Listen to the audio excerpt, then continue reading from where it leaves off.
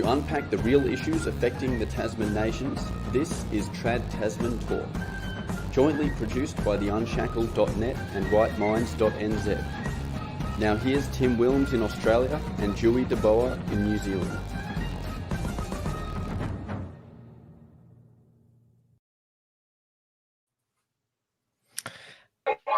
And we're live. Hello, good to see everybody. I'm live here at the Oak. I'm gonna have someone talking over the top of me, Tim. You'll have to take over for a minute. All right, mute yourself for now. They've gone live and somebody's yelling in the background. Hello, everyone, and welcome to this special New Zealand election night edition of Trad Tasman Talk. The polls have just closed in New Zealand at 7 p.m. local time. I'm Tim Wilms here in, as it stands, lockdown Melbourne, where it is 5 p.m. Local time. Obviously, I'm not the New Zealander here on the panel, but all of us here in Australia are certainly watching the election across the Tasman. I'm not sure if Dewey can speak better now. No, I can't. I'll introduce Origin. Good evening, ladies and gentlemen, and thanks for being here tonight. I'm looking forward to this New Zealand Aotearoa election special. Sorry, eating a bit of pizza at the moment, so don't mind me if I've sound like I've got a bit of pizza on my mouth, because I do. Oh, that's okay. It's better than the PA blast where Dewey is. He's at the new Conservative election night party where, well, in New Zealand, you're allowed to have parties now. No parties here in Melbourne or Victoria. No, nothing with old dictator Dan. No, we've got another Dan decision day tomorrow where he's going to decide what restrictions he's going to relax. We had one new coronavirus case today out of 19,000 tests. So basically a needle in a haystack. I mean, it's terrible. Yeah. He keeps saying, yeah. What is he going to be pontificating on tomorrow? Well, he can't really say we've got to get these numbers down because, well, how much lower can you get from one?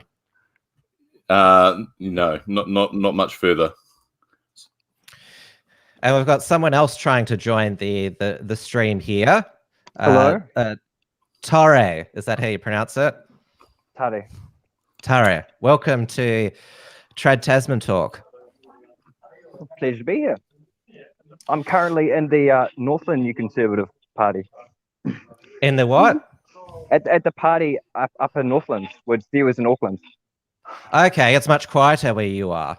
Yeah. Dewey hasn't unmuted himself because he still can't. I'm out at the countryside. Tade, don't you mean you're in Te Tai Tokoro? Not Northland? Both at the exact same time.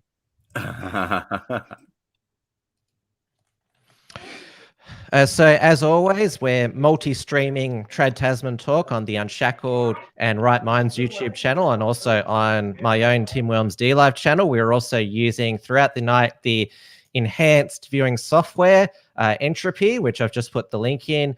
You can ask any of us questions, send through a super chat to support the production of this show and also participate in our poll, because the big thing or big question after this election is will New Zealand go back into lockdown again sometime after tonight, given that, well, whoever wins tonight will be in power for the next 3 years and can pretty much do what they want.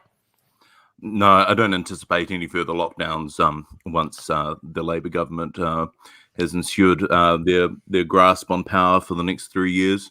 I think the lockdown has served its purpose, and we can look forward to 3 years of socialism.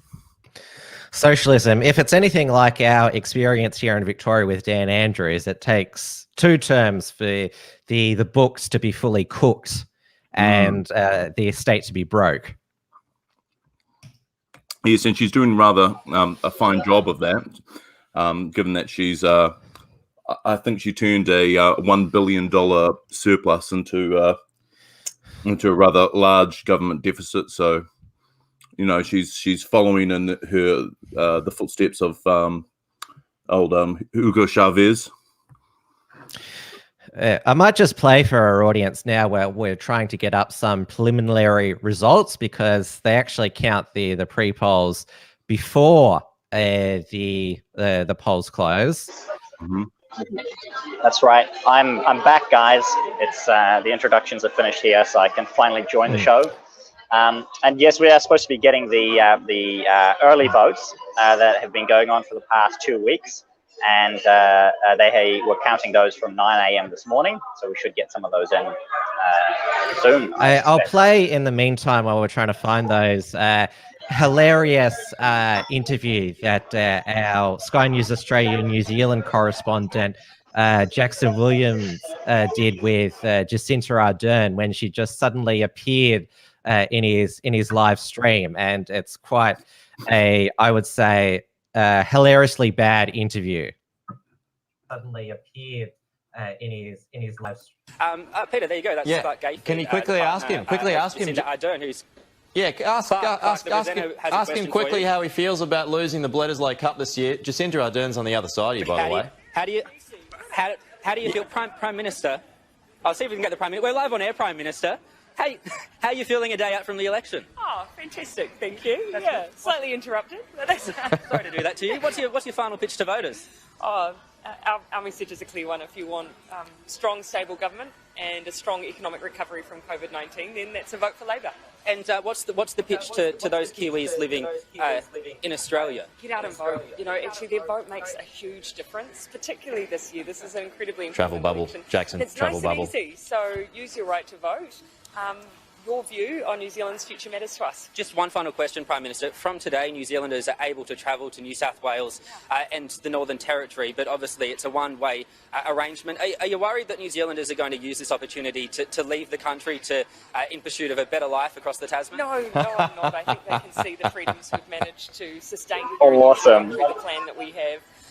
And of course we'll be thinking about that as well. There's around the world a lot of uncertainty, but we've provided as much certainty as we can here. What's your tip for the Bledisloe? Obviously very unlucky last weekend. It was a draw, but pretty much treated as a win by the Australians. Eden Park definitely always, helps. And so, I think, I feel like Pierre Morrison was already trying to hedge his bets, but I doubled the stakes. Will you wear a Wallabies jersey if I proposed that as a possible bet. I noticed we haven't picked that up. Instead, we just This can be a new bet between you and me. I'm not sure that's how this works. Thanks, Prime Minister. All the best. Peter, how about that? The Prime Minister, Jacinta Ardern, joining us live here on Sky News this morning.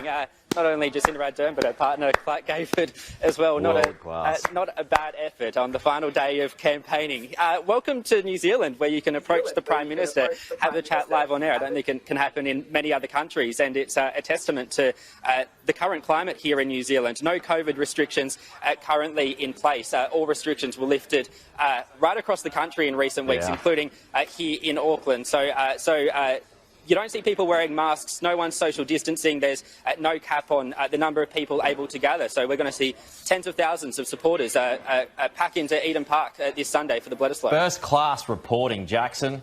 Well done. Johnny on the spot today. A great little exclusive there. Well done to you. I'm proud of you, mate. We'll talk to you soon.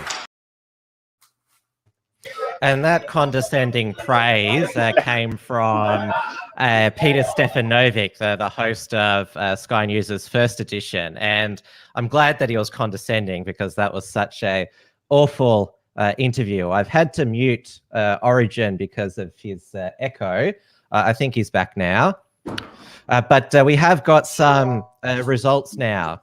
That's right. I'm just having a look at these results as well that have just started coming in. We've got nearly 1% of the votes counted, and you can see clearly that Labor is in the lead there at just shy of 50%, and the National Party in the 27%, Green Party at 8.6, ACT at 7.8. The Maori Party, it's what have they got? 0.8. They're actually below. They've been included that high up.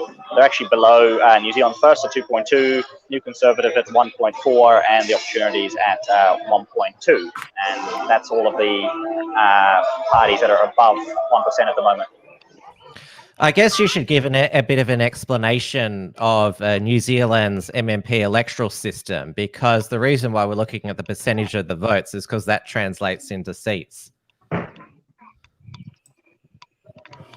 That's right. And let me know if the background noise gets too unbearable, by the way, and I'll try and find somewhere quieter to sit. So obviously, the reason we're getting percentages is because the seats are allocated based on the percentages of votes that parties get. So this is called MMP, mixed member proportional representation.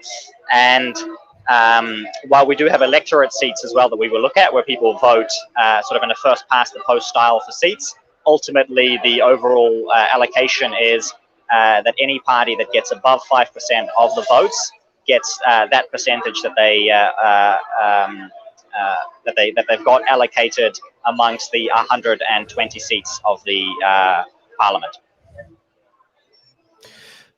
And just did a live refresh there. So in the history of MMP, no party has got an absolute majority in the House of Representatives, but that looks like it could change tonight with 1.3% counted, Labor on 50%, which gives them a majority of seats. And so I think we'll see that change through the night. And what usually happens with votes coming in New Zealand is that you get the rural votes first, where you see national higher up. But what's happening this time, obviously, with 2 weeks of early voting, as we've already raised before, you've probably got a lot of very enthusiastic voters from all over the country voting first. And I think those are the results you're going to see come in. And we may see things change. Usually you expect Labor to increase and National to drop as the votes come in. I don't think we're going to see that hold tonight.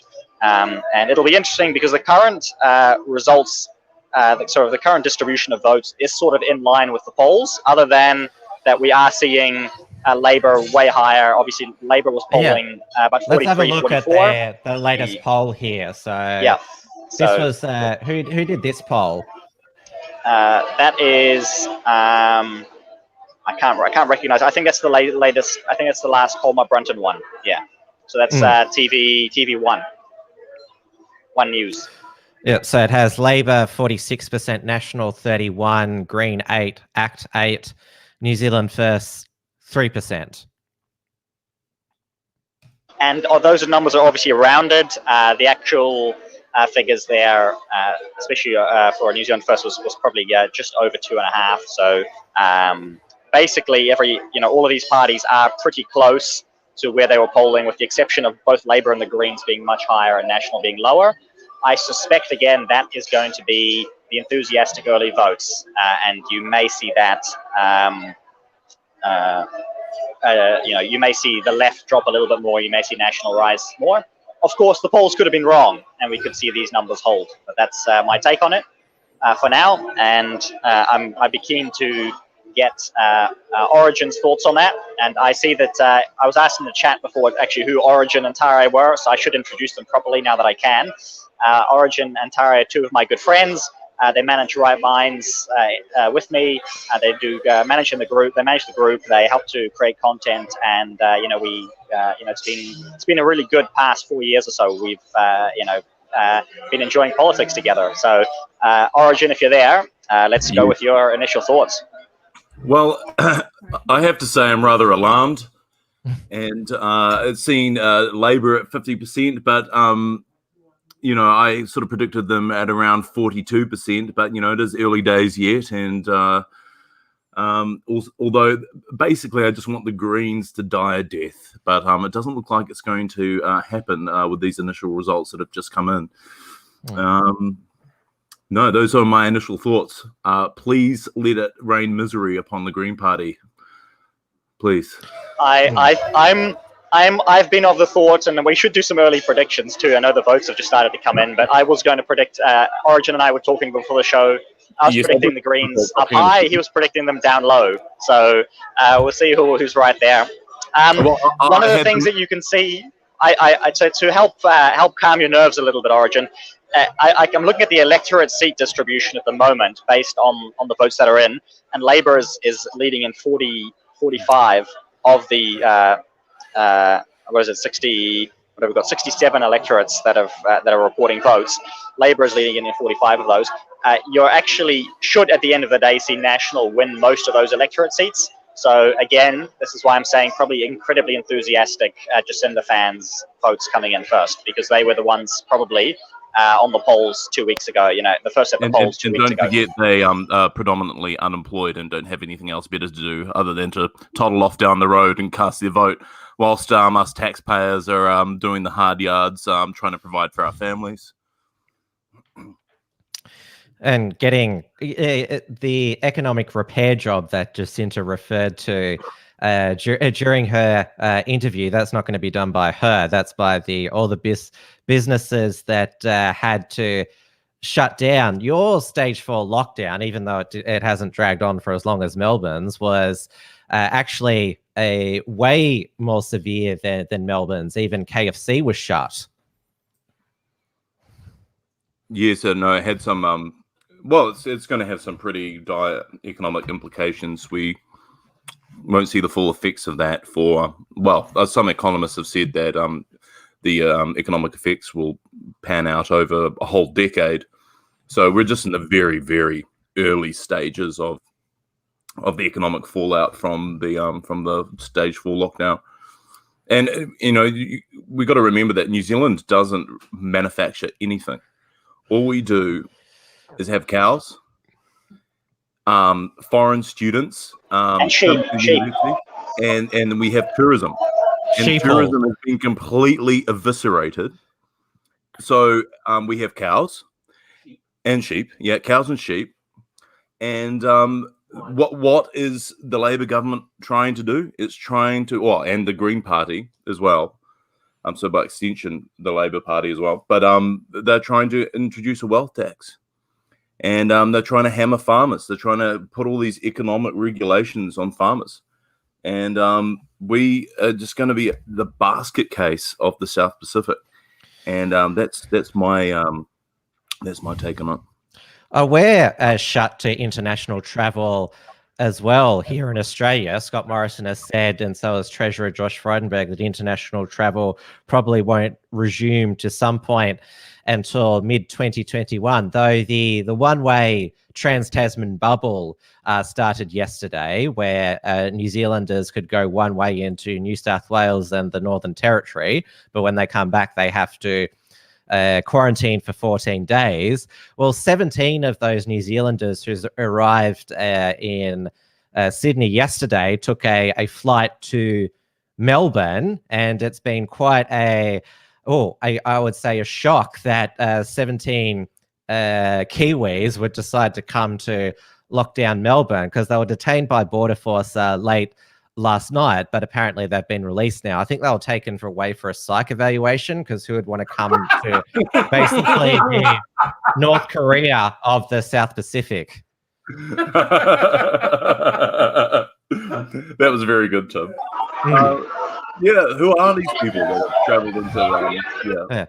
I'd be happy to do a swap with them if they want to come to Melbourne. I'd be happy to swap with them. Well, there's always a bed here, Tim, if you ever want to wander down this way. Yeah, if I can ever get there.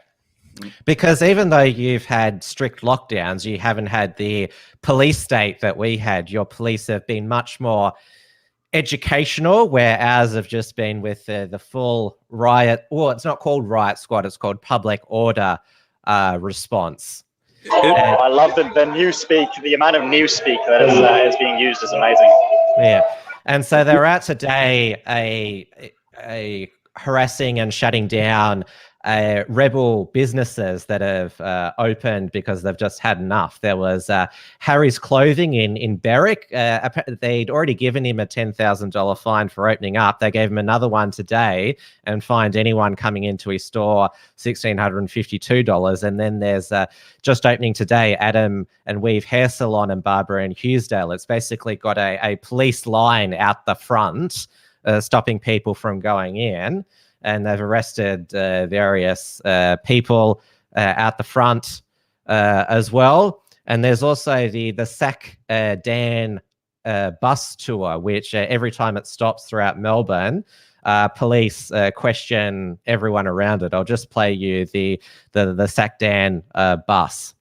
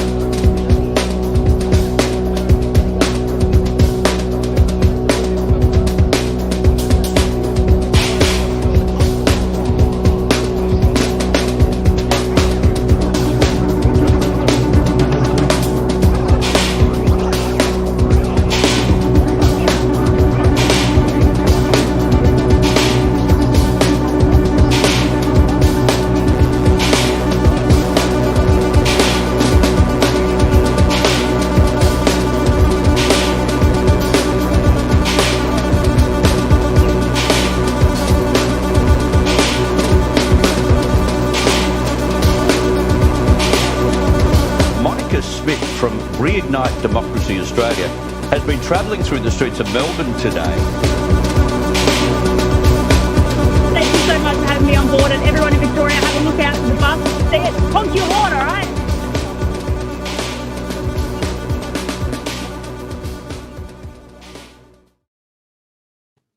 So Reignite Democracy Australia is probably the most high profile of the new citizen activist groups that's emerged during Victoria's stage 4 lockdown. That video was filmed by the real Rukshan Fernando, who I had on my Wilmsfront program it would have been a couple of months ago now, because he ran a wedding services business, and obviously under stage 4 in Melbourne, it's illegal to get married. So his business has been shut down. So he just spends his days making anti-Dan Andrews videos, which have gone extremely viral now. So I think Dan is going to regret making Rukshan unemployed for all this time.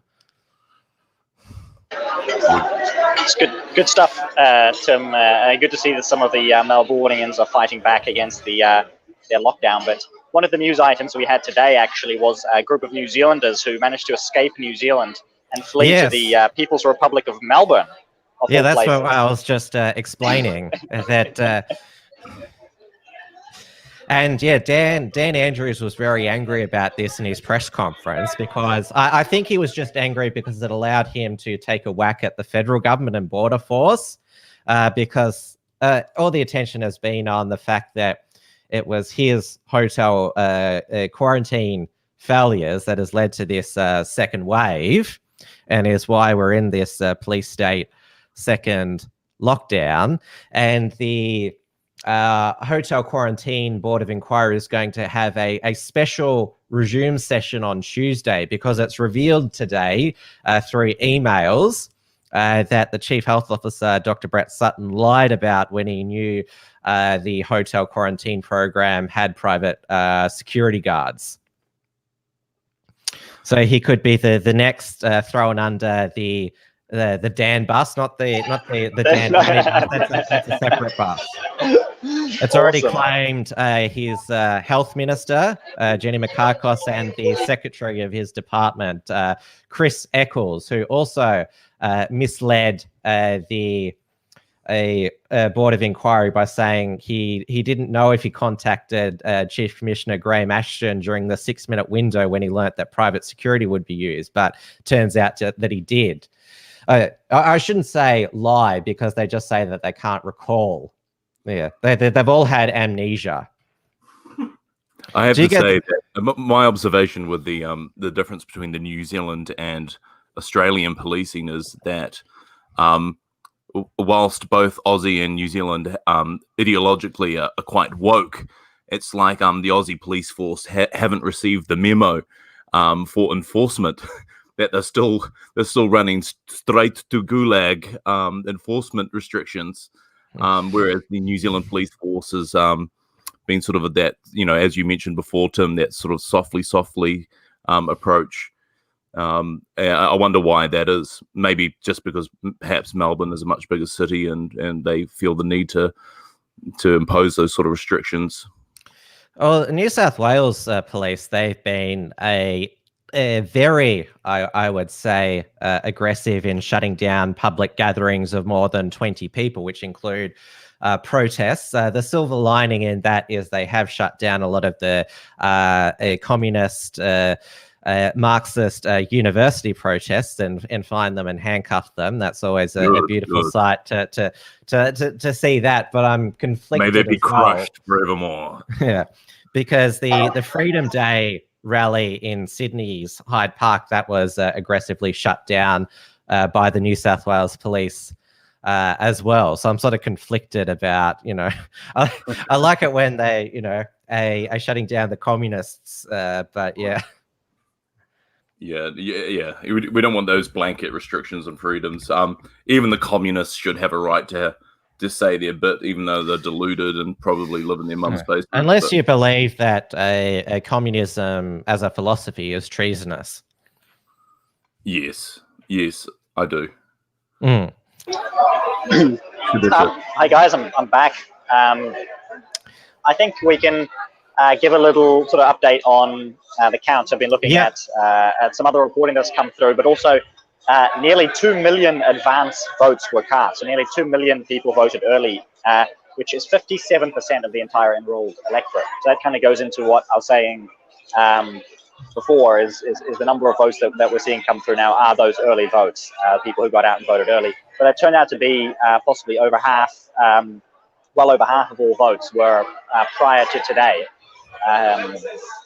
which is up a huge number because only 2 elections ago, only about 11% of all votes were early. And I've just got the deputy leader of the new Conservative Party here. Hello, Elliot. It's good to see you. Are you live streaming? I'm live streaming live right now. Oh, excuse me. Excuse me. I thank you for coming here. And here is Victoria, who's number 3 on the new Conservative list as well. Good to see you guys. We're just crashing this because it's fun. Yeah, it's fun. DUR was looking a little bit more white supremacy today, so we No, he was sitting in the corner looking I'm so sitting quiet. in the corner by myself. You can't leave him sitting in the corner. So, right. Thank you guys. You have fun. Enjoy the party. We'll have a good chat later once we get more numbers. We're doing good. All right. Awesome. Thanks, guys. Here we go. First impromptu interview of the night. Yeah. I want to take this opportunity to go through what how CNN reported the New Zealand election and get your thoughts on it, because I thought their summary was quite funny. They report the campaign as Crusher versus Kindness. In some ways, the two women who could be New Zealand's next Prime Minister couldn't be more different. Ardern has built a reputation for not dabbling in dirty politics and won praise around the world for her empathetic responses to crisis, including the 2019 Christchurch mosque shooting that left 51 people dead. She's a former Mormon who emphasizes kindness. Her book, published this year, is called I Know This to Be True, Jacinta Ardern and Kindness, Empathy and Strength. Collins, meanwhile, is a practicing Christian. They have that as imply that that's a negative, known for her tough policies and sharp quips, and is no stranger to controversy. I just want to say that Judith Collins being a practicing Christian is something people only discovered about a week ago when she decided to pray in church. When the cameras got pictures of her praying in church just before she voted, and she describes herself. People have emailed her. I actually know people who forward me responses that emailed her saying, "Oh, Judith Collins, you say you're a Christian. Can you explain your stances on these issues?"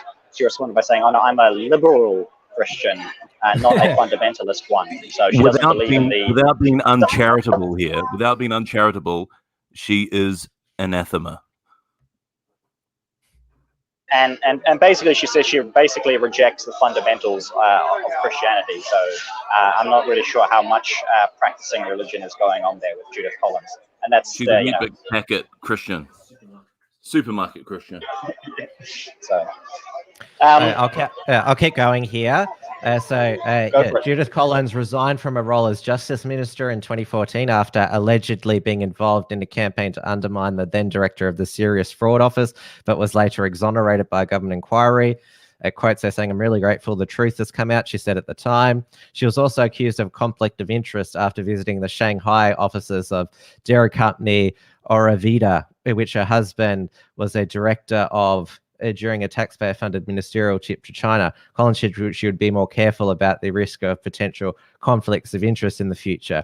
Her book, released this year, sums up the difference between the two leaders nicely. It's called Pull No Punches, Memoir of a Political Survivor. And you can see by listing all of the alleged scandals that she was exonerated from, they're basically saying Jacinta is basically a saint, and look at this Trumpian style opposition leader, Judith Collins. And that's obviously what you expect from CNN, of course. But that's the way it's been presented in New Zealand as well, this election.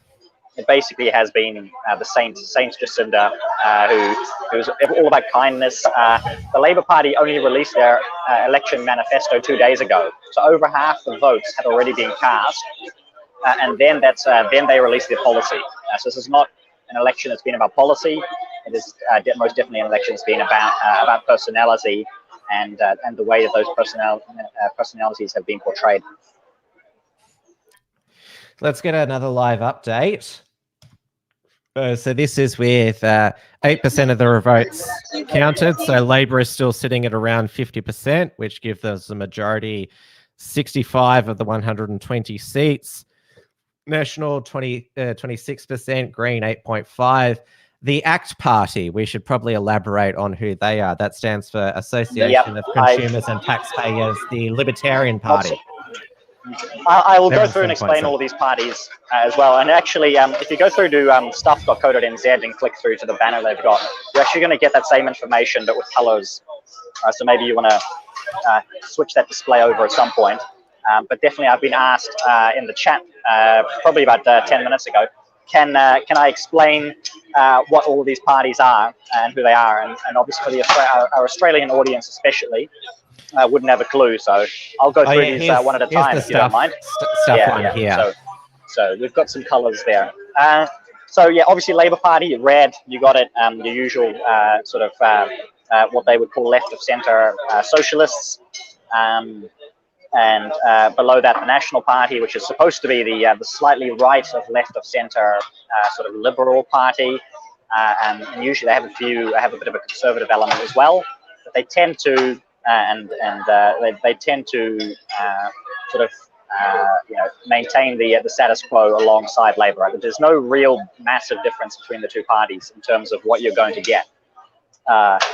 Even all of the legislation that people have been saying, all of the legislation that Conservatives have are angry at Jacinta for. The National Party on the whole, or at least in a large part, supported all of those bits of legislation as well.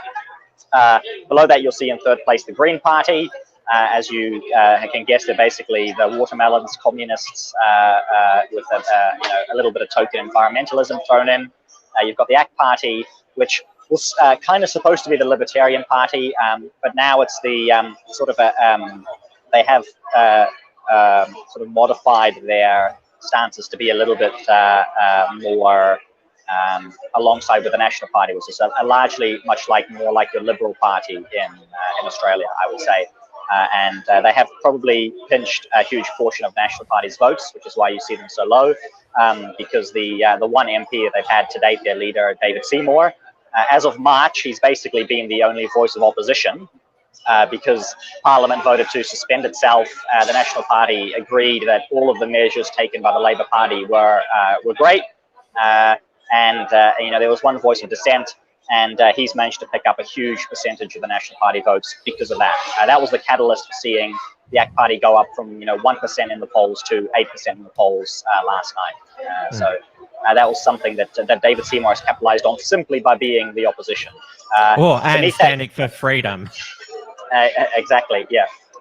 And so But then definitely a very progressive party as well. I should mention that. So people who do vote for them tend to be, a lot more progressive. They're pro-abortion, pro-euthanasia, and even support mandatory vaccination. They open borders types as well. So kind of like your libertarian globalists that everybody loves to hate, unless you're one of them, of course. No. And below that, you've got the New Zealand First Party. They were part of the coalition government led by Winston Peters. The party is led by Winston Peters, obviously, and people have debated whether the coalition government was in fact led by Winston Peters or Jacinda Ardern. He's claimed to be a handbrake on a lot of Labour policies. As you can tell, his voters don't believe him because they're down at 2%. And they were up at 6 or so last election. So they will not make it back into Parliament on these numbers. Below that, you can see New Conservative, which is my party. That's the party I'm at right now. We were polling somewhere between 1% and 2%. So you can see currently the result is there. I hope that a lot more Conservative voters voted later. We're obviously seeing the votes come in the order that they were cast, essentially. I'm hoping we get a bit of a boost as the more votes come in. Underneath that, you can see the Opportunities Party, which is basically your radical centrists. If everybody in the audience knows what a radical centrist is, you've got that in the Opportunities Party, or TOP, as they call themselves. Below that, you've got Advance NZ, which is part of also the New Zealand Public Party, which some people, I think in Australia, probably someone you will have heard of if you're Australian, Billy, I'm going to say his name right, Tika. I have never said his name out loud. Origin, you can help me there. No? All right. But anyway, so co-led by Jamie Lee Ross and Billy TK, as he's commonly called. They are Billy Te Kahika. Te Kahika, that's the one I was going for. And they have sort of come onto the stage by being the quote-unquote conspiracy theorists. In fact, their Facebook page was banned 2 days before the election. They were removed and deplatformed from Facebook for spreading misinformation on COVID-19. Jamie Lee Ross became a household name when he fell from grace within the National Party for various sex scandals, and also tried to expose their connections to the Chinese Communist Party. And so you'll find that Advance is much positioned in that way against the CCP, against globalism, but it tends to be what people would call the loony fringe. That's the perception that you will get out there. Could we just talk about how much of a fine musician that Billy Kahika is? Go for it. His father was a really famous blues guitarist in New Zealand and a fine singer, and Billy Te Kahika Jr. has continued that tradition. Whilst his politics may be a bit out there, he is still a fine musician, and I think people should respect that, and people should acknowledge that he's a very capable man in his own right, even if he does believe in 5G cooking your brain. You actually had in Auckland a 5G tower burnt down. Well, it could be the Te Kahika crew. We don't know, but it's not well liked here. We've got a lot of hippies though, Tim, in New Zealand. And the one thing about hippies is that they don't like anything sort of technologically based. So in the fringes of West Auckland, there's this hellhole called Titirangi, and it's filled with like artisan types and hippies and people who don't like 5G. So they're probably responsible for it. And there's also hippies that live on Waiheke Island and Great Barrier, that the two islands in the Hauraki Gulf. And basically people go to those places, one, if they've got a lot of money, or two, they're not fit for normal society, which most hippies aren't fit for normal society. So they go out to those places where they can just, not wash and do things like that. So, they're the types that would be responsible for burning down the cell towers, just in my humble opinion. And I may as well continue here. This is actually a good place to continue. Talk a little bit about some of the lifelines perhaps some of these parties are looking for. Obviously, Billy Te Kahika is looking to run in, is running for the seat of Titai Tokaru, and that's up in Northland, as the English call it. I don't think he's going to win the seat, but basically that was sort of their path to victory, was not to get 5% of the vote, but to win one of these electoral lifelines. If you can win a particular region, you will get into Parliament under MMP. We can see beneath that, beneath Advanced New Zealand, you can see the Maori Party, and they are basically a sort of ethno-nationalist separatist party. Racist party. Racist. We should call them ethno-nationalist here, where you don't have to be that derogatory. And they will run in those 7 Maori seats that what they hope they can win 1 or more of them. They're currently all held by Labour, so I'm actually hoping they get in. And they're led by John Tamahiri. We've actually done some shows on him, Tim, if you remember the mayoral election from last year. John Tamahiri was the Sieg Heil guy. Is he running with them? Yeah, he's their leader now. Oh, okay. He likes to say Sieg Heil, and he's leading an ethno-nationalist party, just to give you an idea of who he is. And these Maori seats, I think New Zealand is one of the few countries to have race-based seats, which the country has had since its beginning. And what are basically the tests that you got enough Maori in you to run for these seats and to vote in those seats? So there's actually no test on it. You can just say that you identify as Maori, and then you can switch onto the role. You can run in the seats. You don't even have to be registered as part of a Maori tribe. Or in order to do that, you need to be actually go back to the iwi, so the respective iwi, and have someone vouch for you. It's not, but that's not. I do the case. prefer So it's actually run to put your name on the ballot, though, or to get to vote in one of these elections. You don't have to show any proof of ancestry or anything like that. Really? Yeah, that's right. Really? No, you don't. So I could run. Yeah, really. No, I know.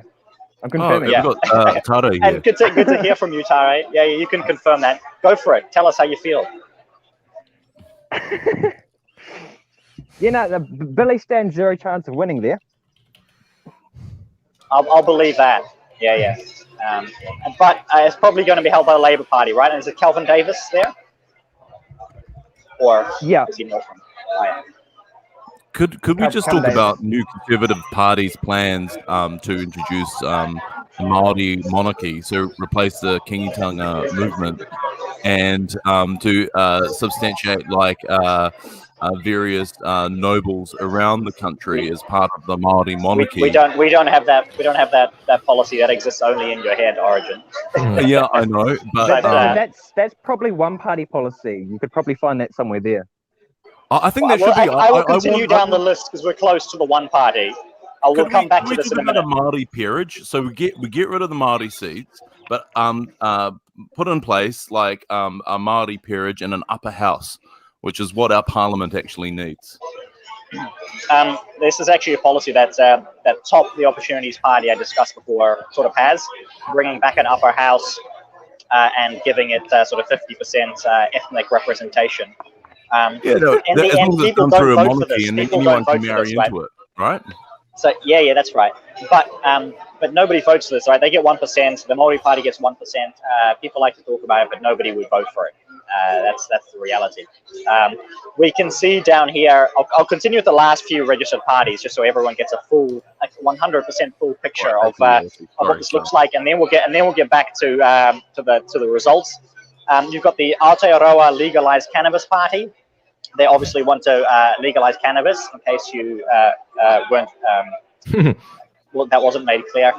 They regularly would get above 1% in New Zealand elections, but cannabis is on the ballot. There are 2 referenda on at the moment. One is to legalize euthanasia. The other one is to legalize cannabis. And so you'll probably find, if that referendum passes, that you will see them disappear. Otherwise, I think they'll stick around in those very low, insignificant figures as a registered party. Below that, you've got the One Party, which is sort of another sort of ethno-nationalist separatist party, but a Christian one. So they're the only Christian party in New Zealand, at least, that's openly theocratic. And I love how again, they've copied the Inshallah, there is only one God but Allah finger. Yeah, that's their finger. Their finger is the one raised finger like ISIS. Christo-fascist is the terminology that I know that the left like to use to describe such people. I'm going to correct you on that last point, Dewa, is that Vision New Zealand in their constitution is indeed a Christian party. So they are a Christian party, they just don't openly say it. That's Vision New Zealand. Guys, a bit of chaos there. Tade, could you please repeat what you just said? Go for it. Vision New Zealand in their constitution is a Christian party like One Party. Equally ethno-national. Pretty much identical, just with different leadership.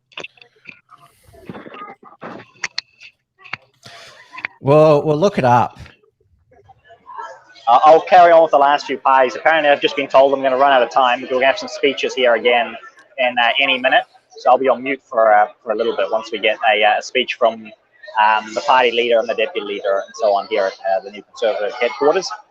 I can get through the last few parties quickly. Below the One Party, you can see the Arteroa Party, which is basically like the Greens without communism. They're a pure environmentalist party. And they also tend to have some of the 5G, the anti-5G stuff. And they kind of had a lot of that stolen away by Jamie Lee Ross and Billy Te Kahika. Beneath that, you've got Vision New Zealand, which is another Maori ethno-nationalist separatist party, led by Hana Tamaki, who's the wife of a big... they have a bit of Christianity in there as well, exactly. They're led by it's in the constitution. It is in their constitution, you're right. So they like to say they're not necessarily a Christian party, but it is in their constitution. They're at 0.1% right now. Beneath that, you've got Sustainable New Zealand, which is basically what they call blue greens, so like liberal greens, liberal environmentalists, like National Party greenies. Again, 0.1%, they're not going anywhere. Beneath that, you've got Social Credit, who is probably one of the oldest parties in New Zealand. They've been around since the 50s.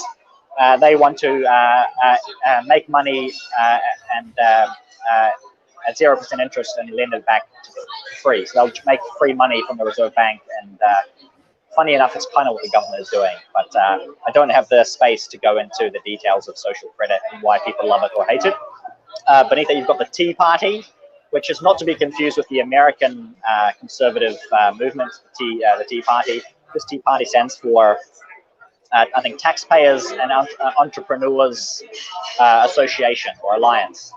And they're run by a guy who's got some connections to the CCP, actually. So they're targeting sort of Chinese and Indian immigrants. But you can see 0.1%, they're not going anywhere. Beneath that, you've got Heartland New Zealand, which I'm not sure why they've registered as a party. They're basically only running in one electorate in the Fourth Waikato. They're just trying to steal a National Party seat to create overhang in New Zealand's parliament. And the concept of overhang happens when a party gets enough wins an electorate seat, but doesn't get enough party votes to sustain that seat. So then you can generate an extra seat in New Zealand Parliament. So instead of 120 seats, you could get 121 seats. And that's their goal. But again, it doesn't look like that's going to happen. Although they will achieve getting no votes, but they won't achieve the electorate seat. And that's it. That's all the parties. Done. Excellent. Thanks for that, Dewey. Now, there's a few other, there's another election happening tonight in Australia, the Australian Capital Territory election. The polls close at 6 p.m. Australian Eastern Daylight Time, which is in around about 10 minutes.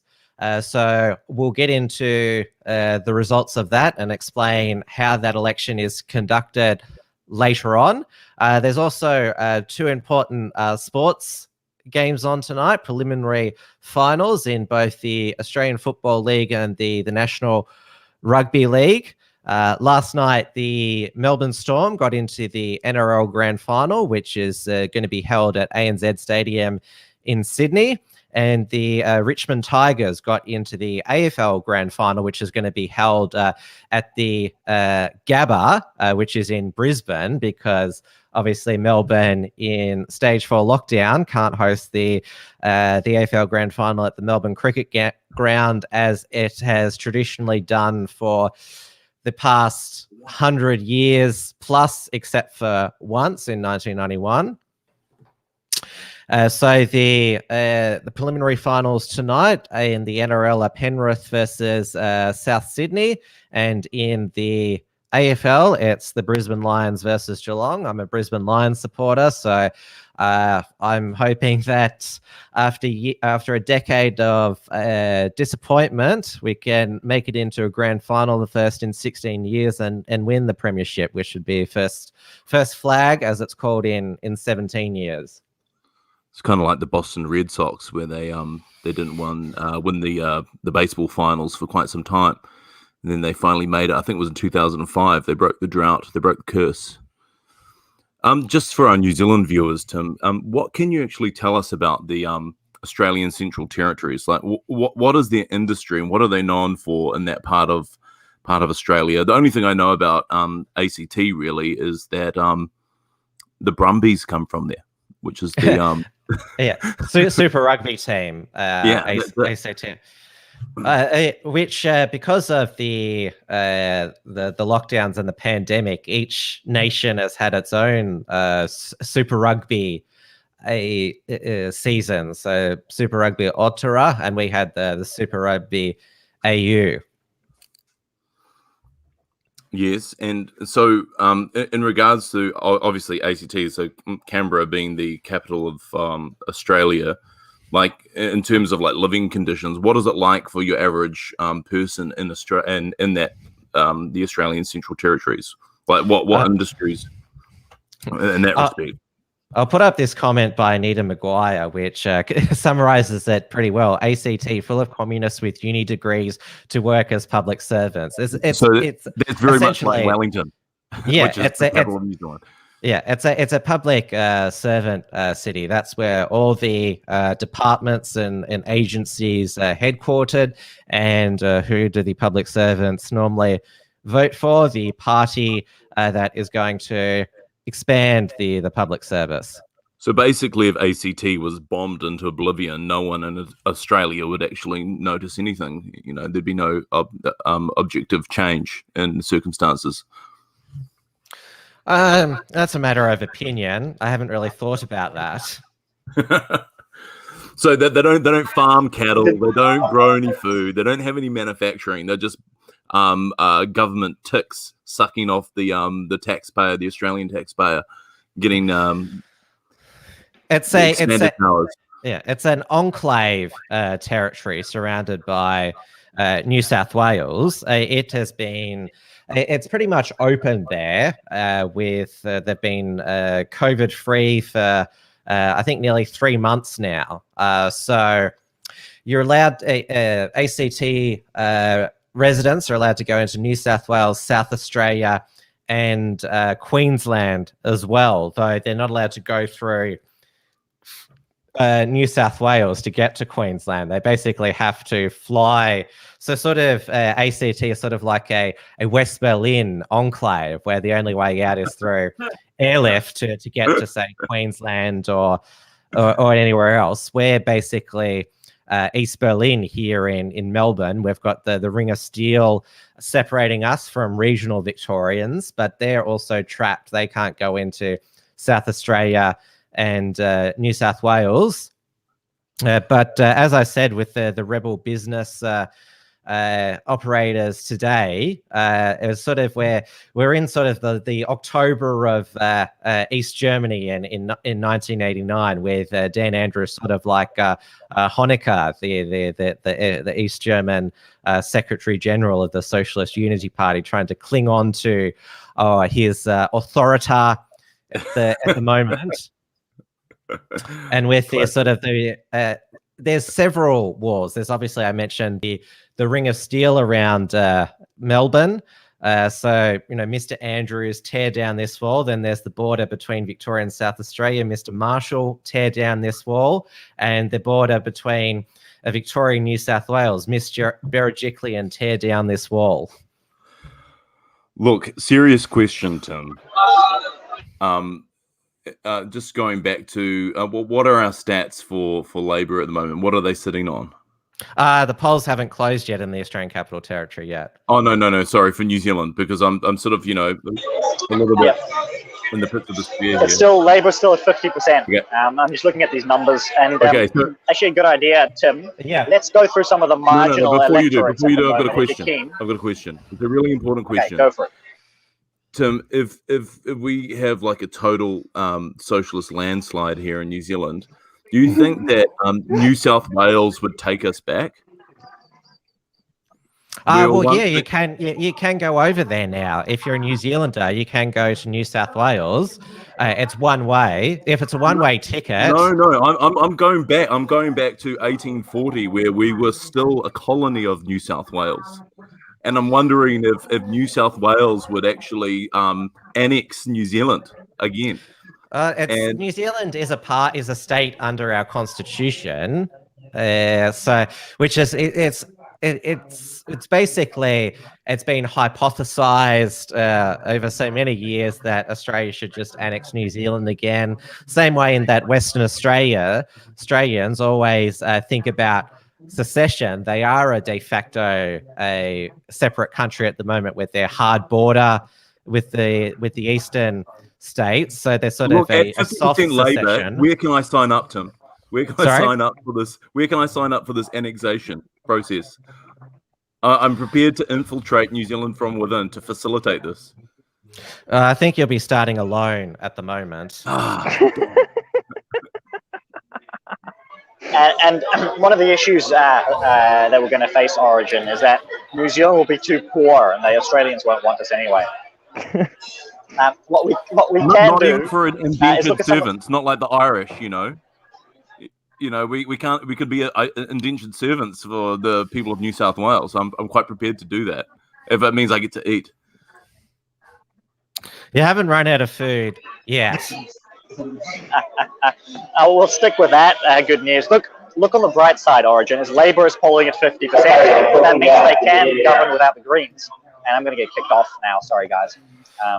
But I'll stop talking. But if you're on the Stuff Interactive, you can start looking at some of the marginal electorates. If you scroll right down the bottom of their page, you can actually look at some of the results once you've reloaded it, maybe to get the latest numbers.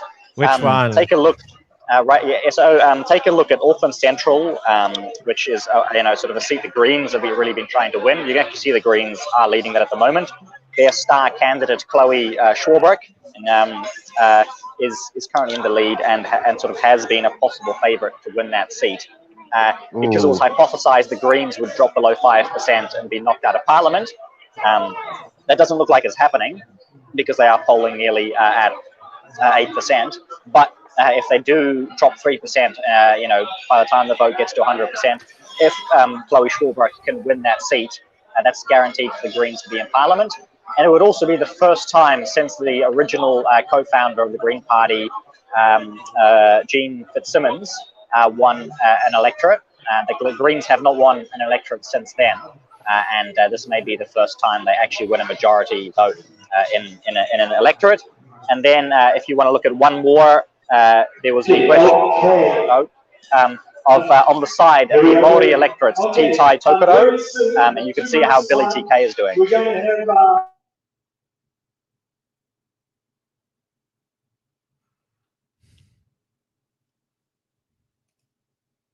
Sorry, that's the wrong one. It's in the Maori electorates, or right on the right column. Oh, which one? On the right side. Yeah. You can see that Billy TK is actually losing to the Cannabis Party at the moment.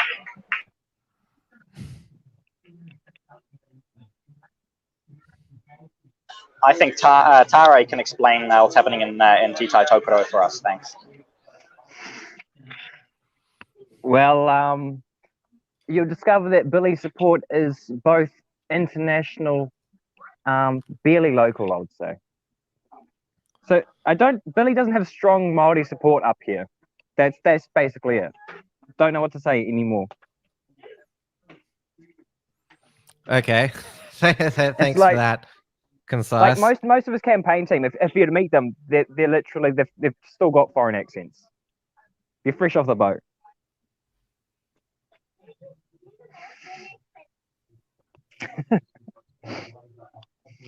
So we're just approaching the top of the hour, which is at 6 p.m. here in Melbourne. It's 8 p.m. in New Zealand. And based on current counting here, if I'll just bring up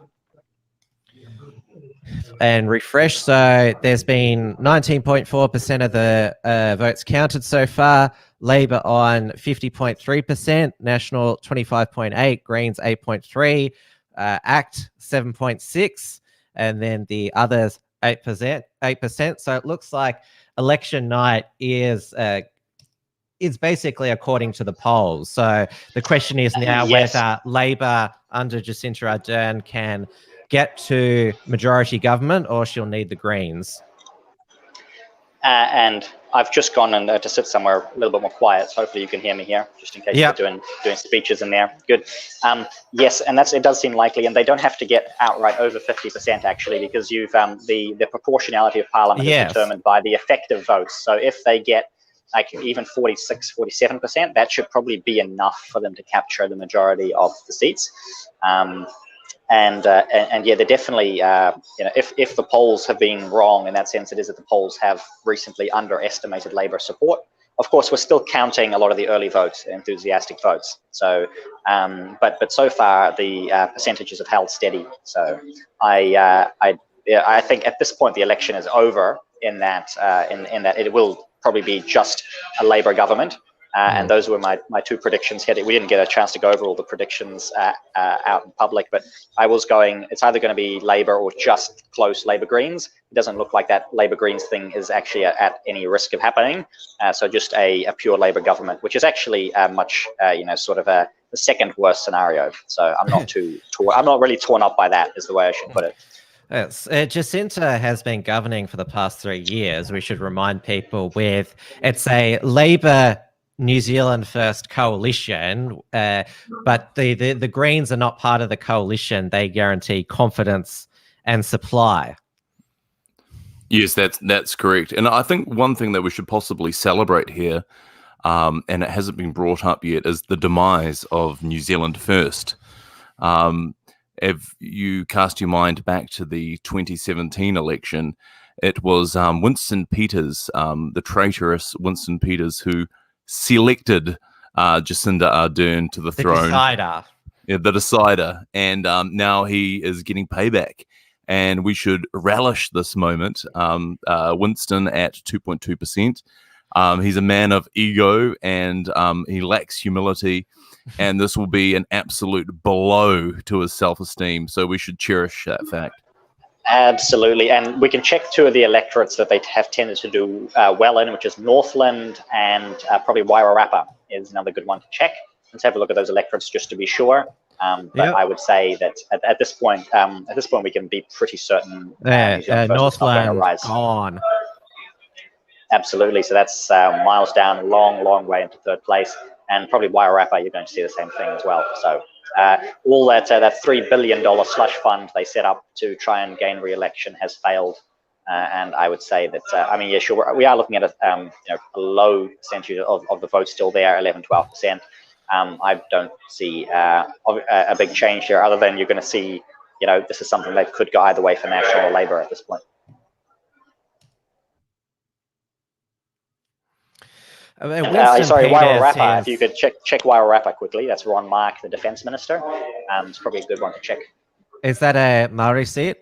No. So it's a normal one. It's in the southern North Island, Wairarapa, or Wellington region, maybe. Good luck. You'll find it in your list, I'm sure. Say that again. Wairarapa. Wairarapa. In the south. The south of the North Island. Oh, okay, you should have specified. Yep. I should have been more clear there. Anyway, I'll let you carry on talking about New Zealand first. I'm going to go and listen to a couple of speeches here from Leighton Baker and Elliot Ikeley. So I'm going to be on mute for a little bit, probably 5 or 10 minutes, and we'll let some more vote roll in. Yeah, so even though it has a Maori name, it's just a standard electorate. I'm trying to find it. Padwell, I was trying to find it. Yeah, WAIRAPA.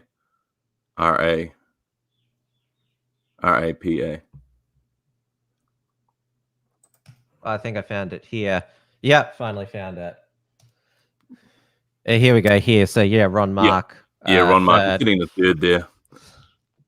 And that's with 38.2% of the vote counted. So Labor is clearly going to win that 14,000 votes.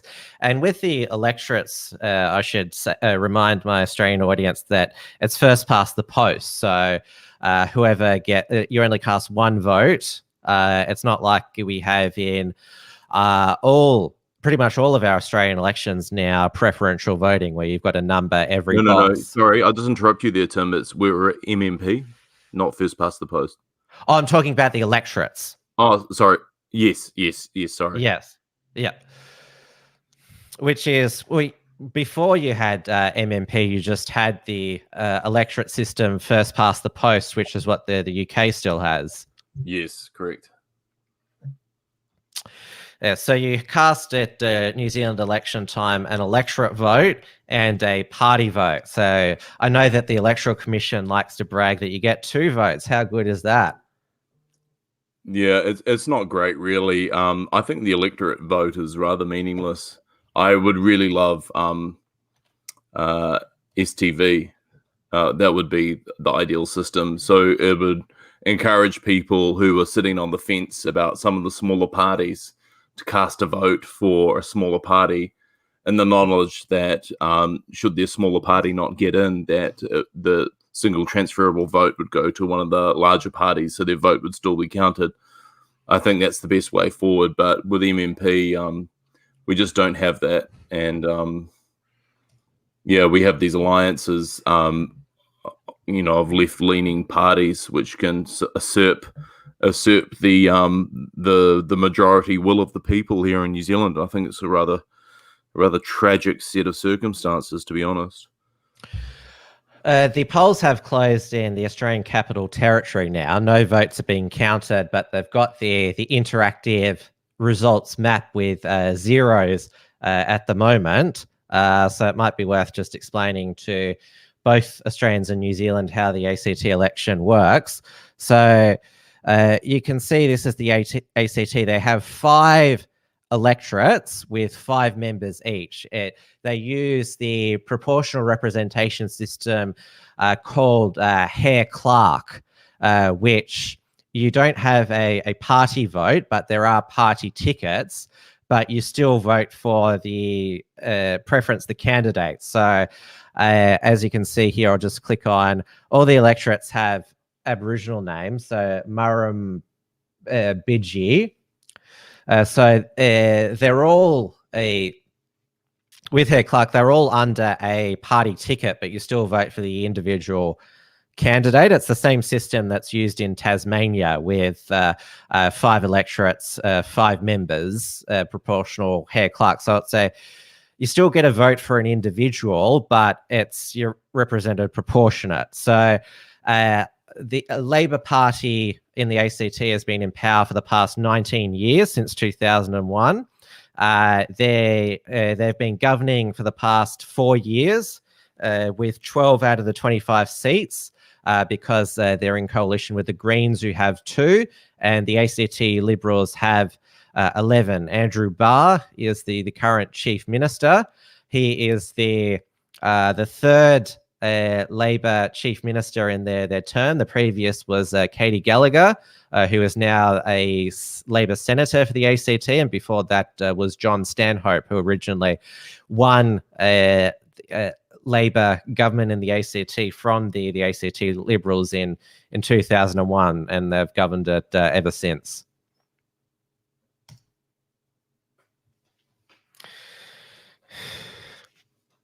Anita Maguire has said 2001, that's a dictator. Well, Andrew Burrows certainly not a dictator in the style of Dan Andrews. ACT is pretty much open for business, though. This is the second election that has taken place in Australia during the pandemic. Earlier this year, the Australian Capital Territory election was on August 22nd. Yeah, so the Territory Labor government was re-elected, their Chief Minister, Michael Gunner. And now I know that in New Zealand election, handing out how to vote cards is banned on election day, so is advertising outside election booths. For the ACT and both NT election, how to vote card handing out was banned as well.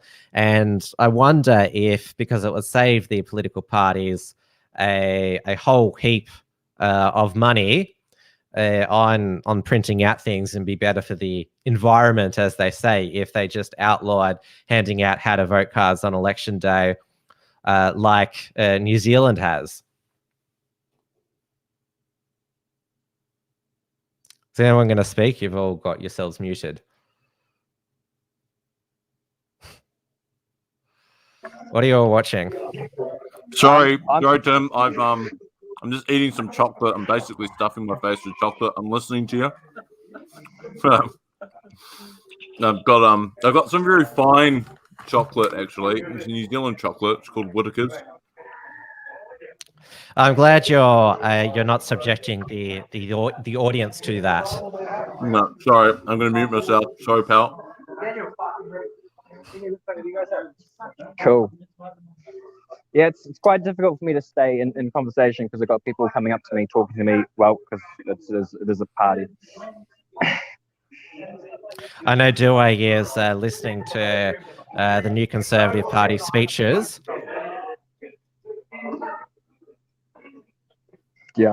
And we will bring you, when the major party leaders make their speeches, we will bring them to you, but we've got to bring them in from a feed which is not going to get us into trouble with copyright or IP.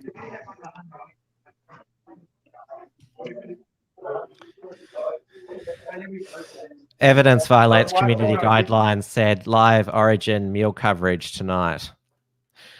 It's basically like we're getting from Origin those Uber Eats ads. Tonight I'm eating blah blah blah from this place. Look, Tim, I'm a big guy. I need to feed the machine. You know, I've got a big engine, needs to tick over. I need a lot of calories, all right? Yeah, or just you don't have self-control.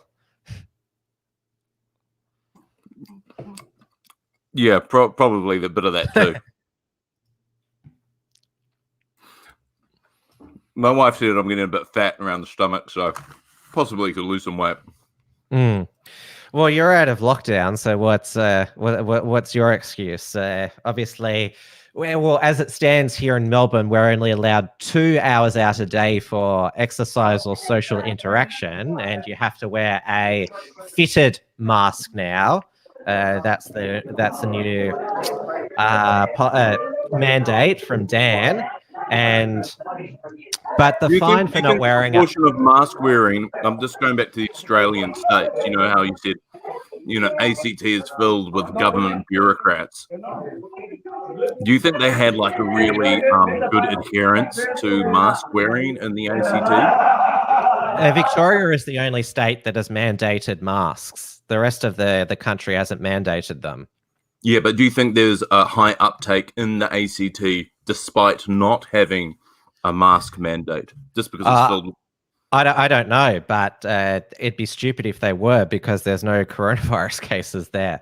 So where are you going to? I don't know. Maybe because they've started because the active cases keep going down. We're down to 148 active cases here in Victoria. That they've started testing the sewerage now for excrements of coronavirus. Well, that's pretty pathetic if they have to go to those sorts of lengths. my experience here in New Zealand is that walking past my house the other day, there was a young couple in their they would have been in their early 20s going for a brisk walk, and they were fully masked up. And this is in level 1, New Zealand, land of the COVID-free. So despite being COVID-free, these people just love signaling their virtue or lack thereof, and wearing these masks in New Zealand. And it's just blows the mind how some people just like slaves to this propaganda, and they can't think for themselves. They genuinely were in the lowest risk age group, and obviously really fit, not morbidly obese like me, and they were wearing masks.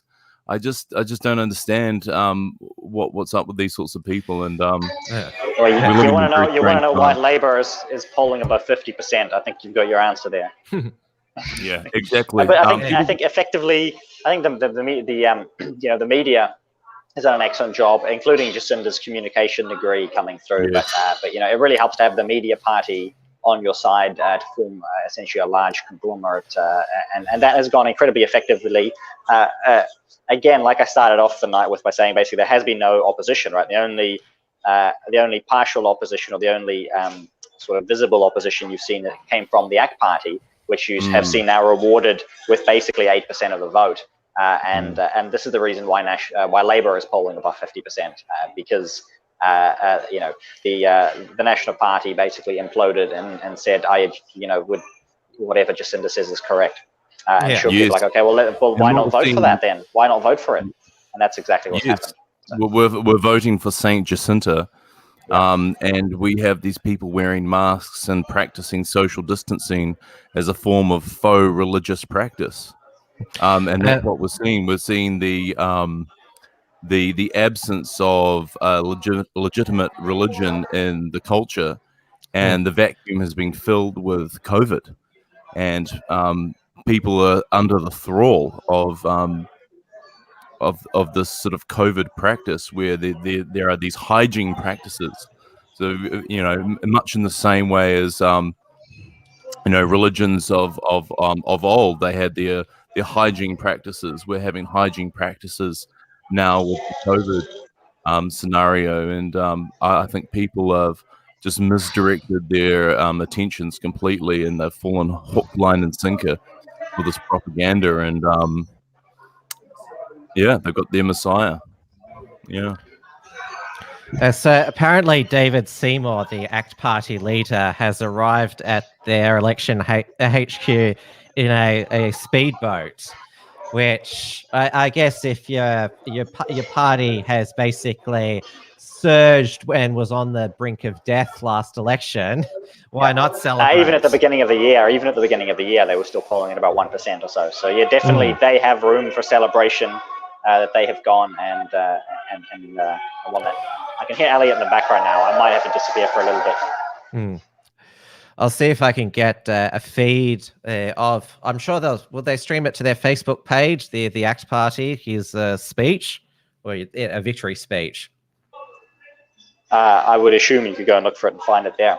Yeah, there's nothing yet. We've got a few other interesting electorates that I've been following. Some of them having over 50% of their results in now. We can have a look at kind of some potential flips that are happening, and generally speaking, going to happen in the favor of the Labour Party with their high party vote. A lot of their local candidates are really seeing the boost on that. So seeing at least now possibly some of the old guard national MPs. In more vulnerable seats being wiped down as well, and with the polling that they've got, they may not even get a single list MP at 25% of the vote. Obviously, we're about halfway through the counting the early votes, and we'll see if things change when we get further into it. But that's the way things currently are, and I'll check in on some of these other electorates. The one I've got open here is Nelson, which. If you want to find it on your chart, Tim, it's the second list from the bottom left, Nelson. Yeah. And that was held by the National Party, Nick Smith, and a fairly rural electorate, really, when you think about it. Currently, a very comfortable lead for the Labour Party. Right? So this was an incredibly close race in 2017, and you're seeing what's looking like a pretty big blowout in favor of Labour. And I think if we follow up on some of the other marginal electorates from 2017, you're going to be seeing a similar thing as well. Yikes. You want what's your thoughts on, say, if Winston had decided differently in 2017 and given Bill English a term in his own right, because National got the biggest proportion of the party vote and most seats in the parliament?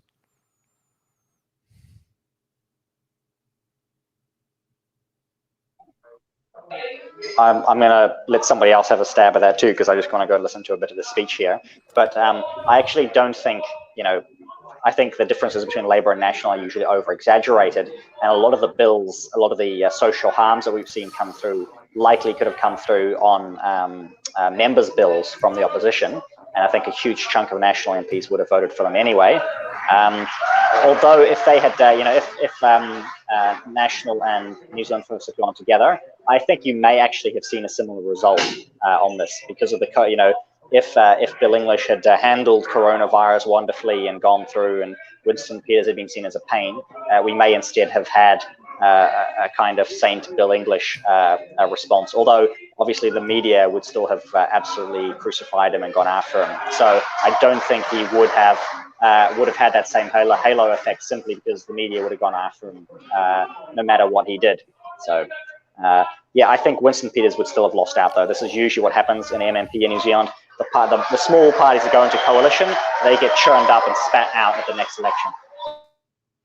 Though I don't think even if the Greens do need to give Jacinta a majority, I would say they are probably the exception to the rule. I mean, they sort of were in the coalition, giving confidence and supply, and a few of their MPs were junior ministers outside of cabinet.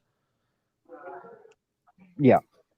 Yeah, and I read an interesting article today, and it was saying that Jacinda would take the Greens through regardless of whether they got a majority or not, based on the fact that in 3 years' time it would be foolish to cast the Green Party aside, and that they would want to sort of endear the Greens to forming a coalition partnership with them in the future, so they'll take them this election regardless.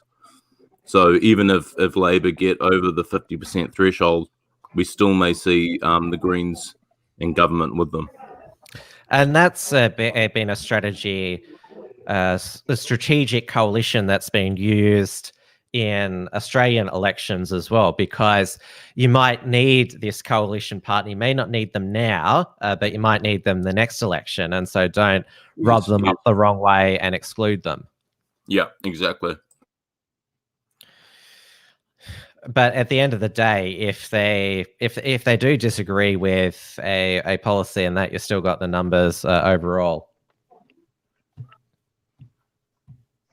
Yeah, I think the scary thing that New Zealand is going to face after this election, which it looks like, if Labour gets this vast majority, is the ushering in of the hate speech legislation by Andrew Little, and it's going to be huge, man. We are going to lose our ability to speak freely in this country, the ability to be able to criticize, and as a Christian, I value criticism. I like being able to engage with reasoned debate with people who don't believe.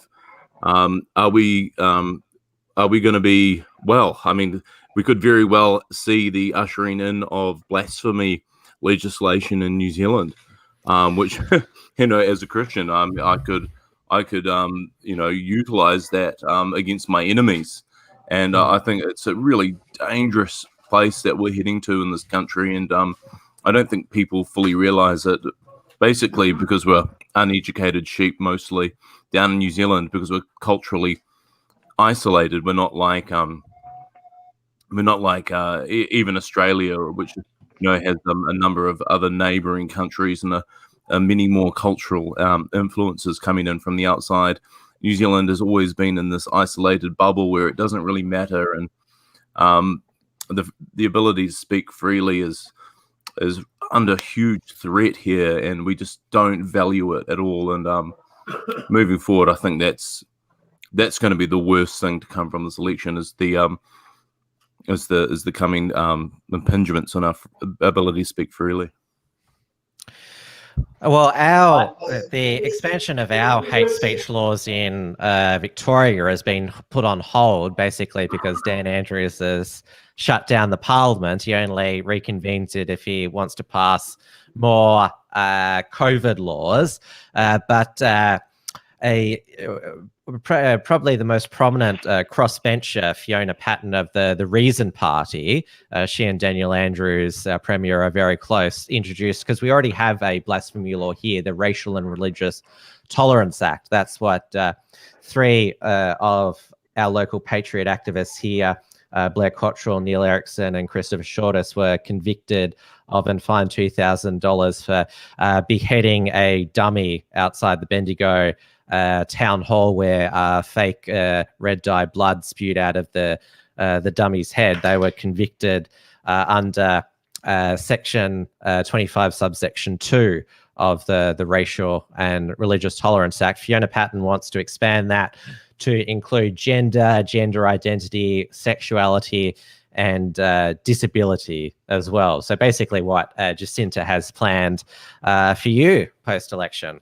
Yes, and I wonder what the hate speech ramifications were in regards to the person who was the teacher that was decapitated in Paris only 24 hours ago. When you think about Mr. Cottrell, theatrically beheading the dummy in the middle of Melbourne, and then we've actually got people being actually decapitated in Paris, and it's like nothing. It's like nothing has happened. It's been misreported in the news over there.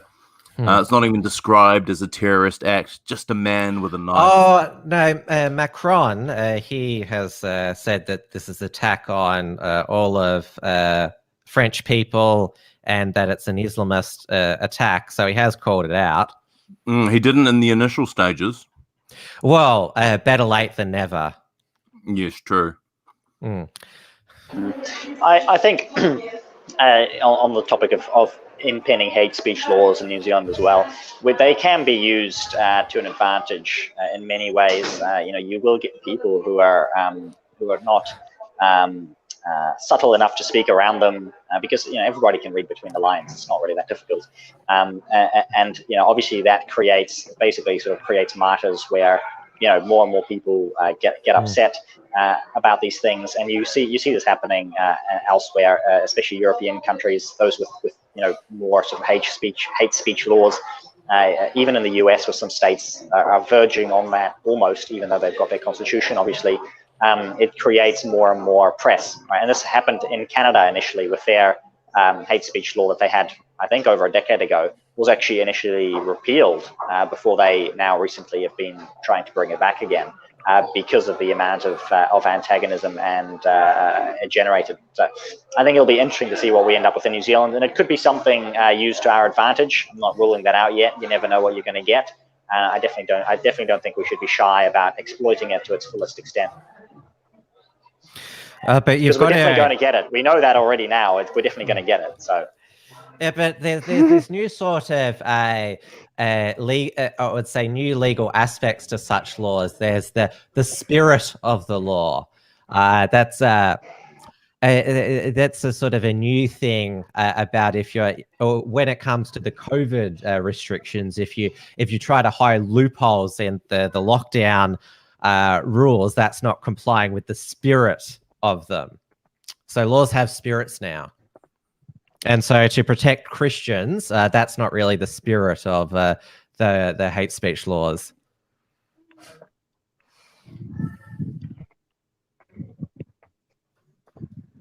I mean, for sure. I think we'll run into that. I think it's going to be interesting. We'll just have to wait and see exactly what they come up with, of course. I do think that they will attempt to word it in such a way that it only works. It only works when they want to use it, obviously.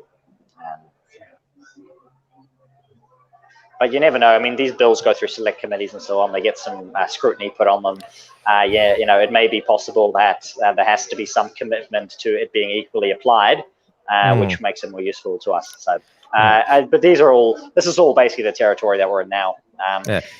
What's interesting is at least having heard a lot of people saying, "Oh, I'm going to vote. I'm going to vote for whatever. I'm going to hold my nose and vote for some other party that I don't believe in. I'm worried about quote unquote wasting my vote." You look at sort of the ultimate wasted vote in the current results. I mean, we're at 28% counted.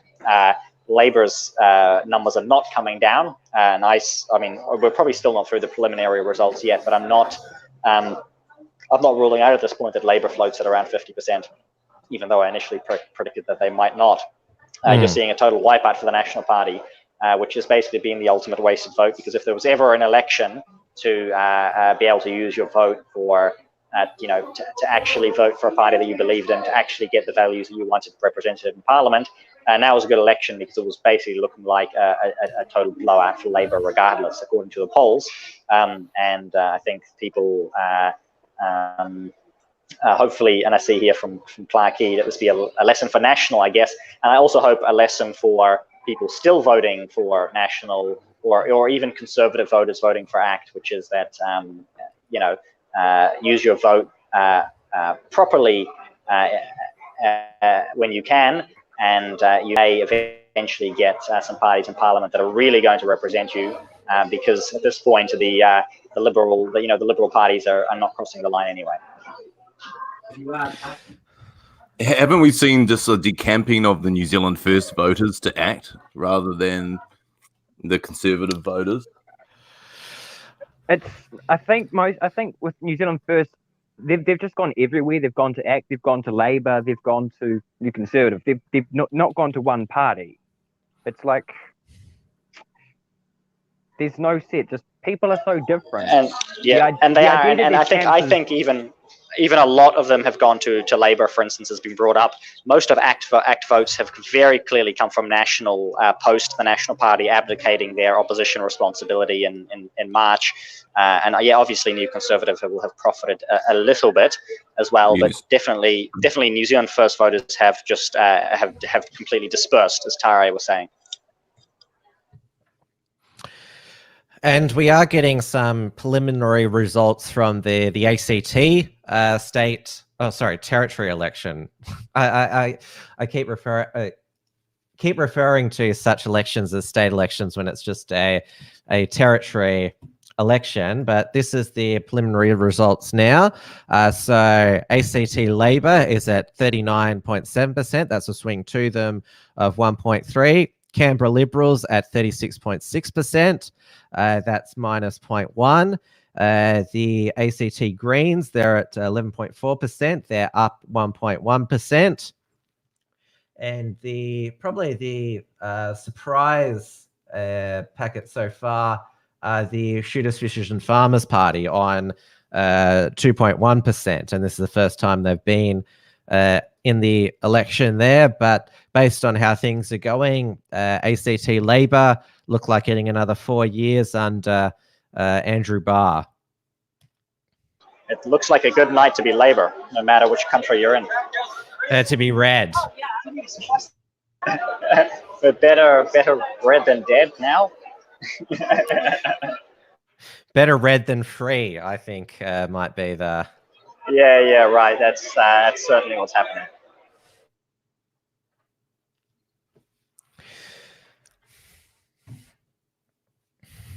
Just a reminder to everyone watching us on whether it's on the Unshackled YouTube or Right Minds YouTube or the Tim Williams D Live to come on over to Entropy.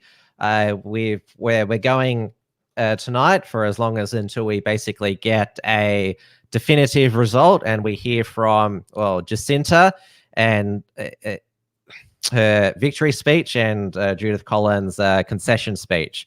Definitely, would you say this is the end of Judith Collins' political career? I mean, this was sort of her. She got her shot. I mean, she was put in there last minute. She did it her best.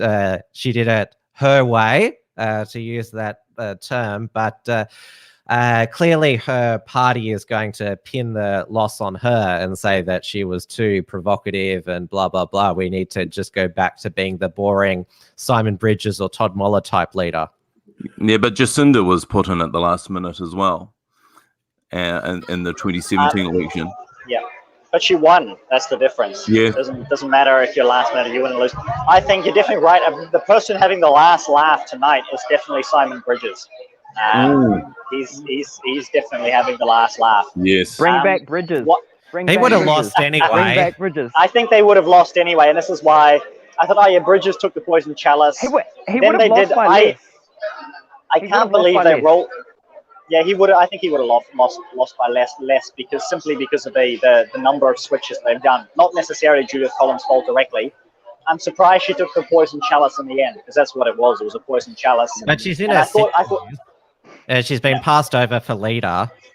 Yeah, exactly. So this was her time to shine or not make it at all. And I think she would have stayed on if they had a good result. If it stays at 25, 26%, which it has since the beginning of the night, we're at about 30% now, I believe. Yeah, just clocked over 30%, and no real change there. So I'm thinking that this probably is the end of Judith Collins, even though she said she wasn't going to quit. She wasn't expecting a result this low. But basically, Todd Muller stuffed over the National Party by rolling Simon Bridges and then suffering a nervous breakdown within 2 weeks. And funnily enough, as much as I dislike Simon Bridges, he's definitely having a laugh and he deserves it. Yes. So could get his second shot after the election. There's a theory. I remember my friend Alex Eastwood Williams wrote a list of people who could take over after Simon Bridges, and basically all of them have now been the leader except for Mark Mitchell. So the name Mark Mitchell has come up. We will see if he's got the numbers, but I don't think so. He's a name like a real estate agent. Yeah. If I were Simon Bridges, I'd be pulling out the knives right now. That's what I would be doing if I was Simon Bridges.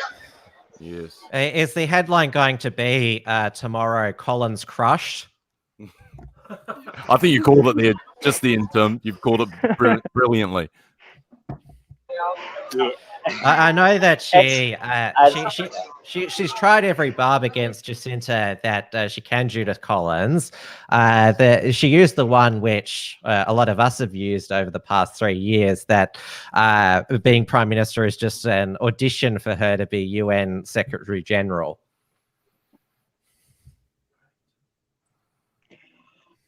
Yep, that'd be about right. And she'd get it probably. I mean, look at what CNN wrote about her. All the other globalist news, Bloomberg and BBC, they'd all cheer her on at the UN. Sorry, we're talking about Jacinda here. Sorry, I was just pouring another port. I'm just about to get another gin ordered. Hold on, give me 2 minutes. Yeah. Hey, because of it is Jacinda, can we talk about how Jacinda was a senior policy advisor for the Tony Blair government. And she took up a job for the Tony Blair government at a time when he was considered far too odious to work for, given the dodgy dossiers and the absolute massacre of Iraqi civilians during Gulf War II. And then later in interviews, she said that she didn't want to work for Tony Blair. But then again, it begs the question, why would you apply for a job for someone you didn't want to work for? But really, she's just a globalist. She always has been and she always will. Mm. And she's part of this globalist cabal that want to shape society to their own ideological ends. And not many people know that fact, that she was a senior policy advisor for the Blair government. And this was a woman who very recently was nominated for a Nobel Prize. Well, Tony Blair, by many people, including Labourites in the UK, is considered a war criminal. So, you know, it's just astounding. The level of propaganda that we've been under is just... The just left is incredible. pro-war now. I mean, they didn't like Trump withdrawing from northern Syria, and we know that go back 4 years ago, Hillary Clinton versus Trump. Hillary, if I get in, we're gonna take revenge on Putin for interfering in our elections. Well, there's a video of Hillary Clinton, and I've showed it to a number of lefties back in the election 2016, where she was interviewed by 60 Minutes. And on that interview, she said, "If I'm elected, I'm going to bomb Iran." You know, she said she was going to bomb Iran. She's a warmonger. They're all warmongers. Those neocons are all warmongers. And Trump, you know, for all his flaws, and he has many, but he has been anti-war this whole time. And the globalists can't stand it. They want war to usher in their agenda, which is, well, I'm not going to elaborate here, but, you know, people have their own thoughts about it. You're on YouTube. Yeah, but I might get labeled a conspiracy theorist, Tim, and I wouldn't want that label. I don't want to be Billy Takahika.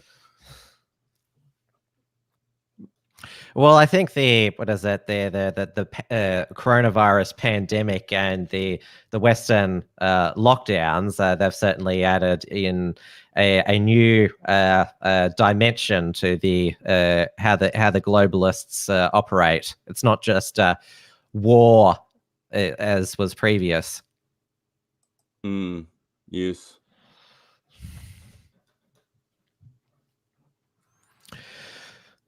So we'll do some refreshing here, see where we're at here. So now over 30, nearly 32% of the vote has been counted now.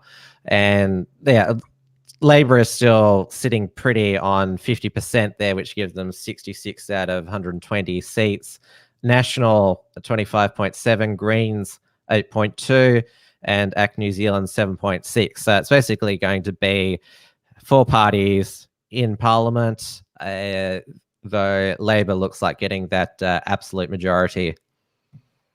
I'm really surprised about the Greens, to be honest, because they usually get 2% fewer than what they poll at. So I think they were polling at the last election much higher than what they ended up with.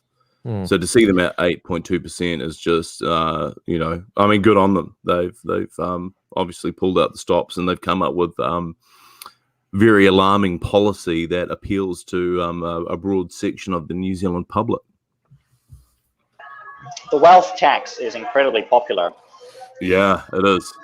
It's a good. It's funny. The Green with envy. The Green and Party, and the Green with envy. That's right. Absolutely. Yeah, and green can also be the color of evil as well. Yeah. What we're definitely seeing with these results now is, you know, the parties that are exactly on where they were polling, that are going to be happy with those poll results, are going to be Green and ACT, which are both sort of the appendage parties onto the main, Labour and National parties, respectively. I've sometimes described them, ACT as the kind of the Greens of the right, in terms of socially very, very progressive, but with some understanding of economics. And they're both neck and neck, actually, which is quite interesting. And both, I suspect, in some way, hated equally by the people on their side. So the Greens, the people on the right hate the Greens as much as the people on the left hate ACT. And they're probably the only parties that are very, very happy that they are polling. Their results are what the polls predicted, what the opinion polls predicted. The New Zealand First is exactly where they were polling. They're going to be very disappointed with that. New Conservative as well. I mean, we're pretty much at where we were polling, which, we were, I think, I was really thinking, we've got to crack at least well over 2% as at a minimum tonight to have a good night. But it looks like it's sort of as predicted, right? And there's nothing exciting about that. The only parties the only party that's happy that it's exceeded the polls is going to be Labour. They were not polling at over 50%, yet that's still where they're sitting. Now that we are at what are we at? 30. We're at 33% counted now. So. And we are still in the early votes, basically. Until we get to 50%, we're going to be in the early votes. But it's probably 50% is when everybody's going to call it, and that could happen in the next half hour or so. Daily Mail's called it. I would already call it now. Premier publication. I'll put this comment on screen here. Green should never get that high. I think no pun intended. Lol. Yes. Yeah. In the end, it's I'd have to go. I'm going to quickly look this up, but this may be the lowest or second lowest result ever for the National Party. I'm going to check if they got 20s. I know they were in their 20s before. I don't know if somebody could tell me off the top of their head, but I'm going to go and look it up right now, and I'll come back in 30 seconds with it. But this potentially could be the most disastrous or second most disastrous defeat. And interestingly enough, the most disastrous one was under Bill English. And I know it was in the 20s. It may have been lower. I'm going to go and look that up and confirm that, though. But Bill English also presided over one of the highest results. Yeah, 23. Okay, thank you for checking that. Well, I was making some room. So they're not going to be beating that by much at the moment. It looks like they're going to struggle to crack 26%, unless a lot of the later votes, the votes that came in today, were, like I said, more right-leaning votes. They may move up a little bit, but it's no way is it ever going to be enough to change what we're seeing here. By anything more than a couple of percentage points. It's not going to be enough to make it so that Labour won't govern alone, because like I've said before, even at 46%, they'll be governing alone. And it's probably quite rare now that we see them drop that low.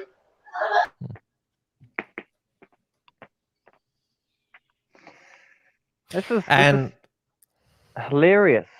I've spent the evening with one of the young new Conservative fellows, constantly coming up complaining about the results because he just didn't expect such a landslide win from Labour. But I see all positives, really.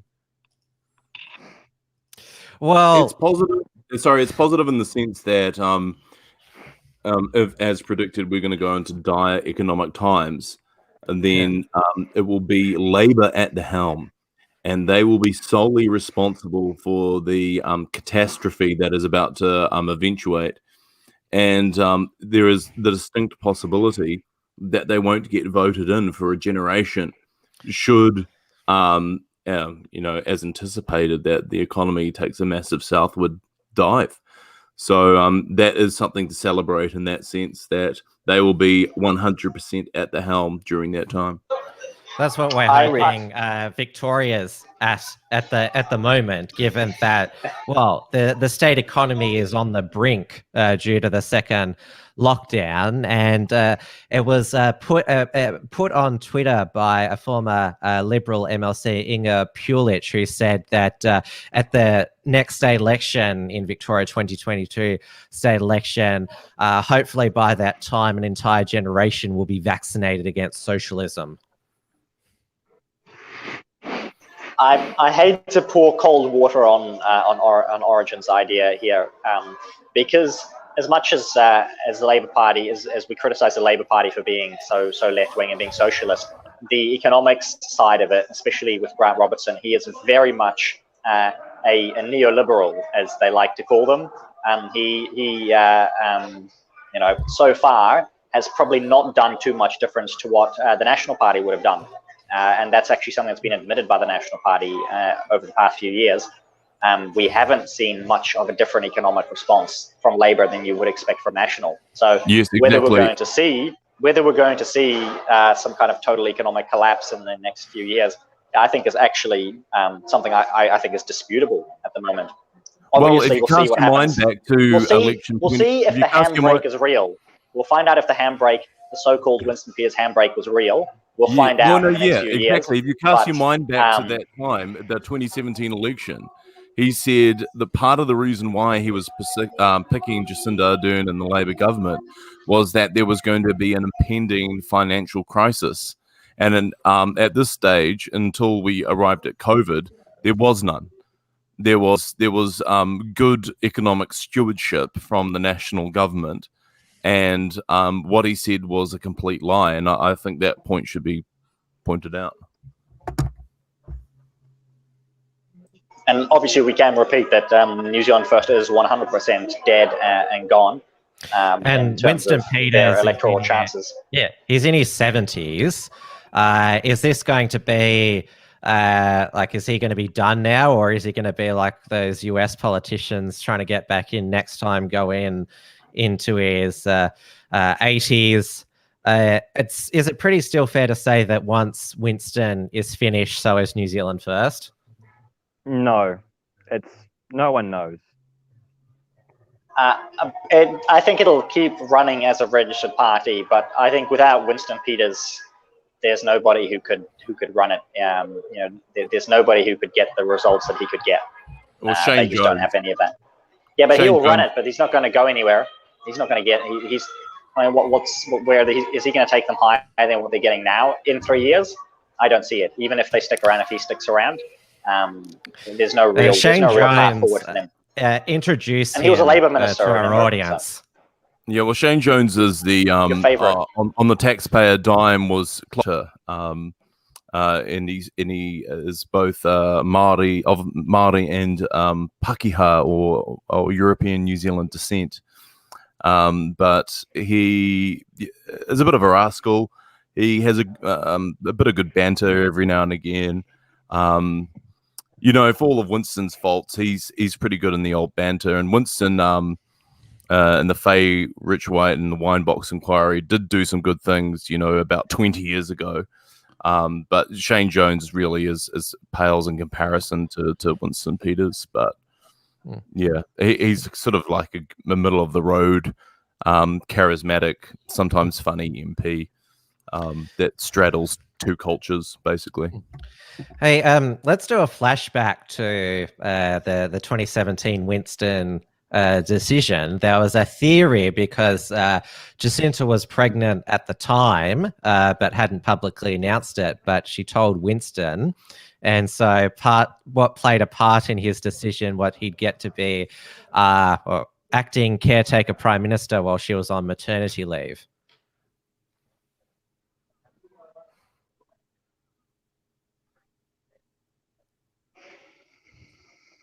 Yes, I do recall that. Sorry, I thought you were going to play a clip or something.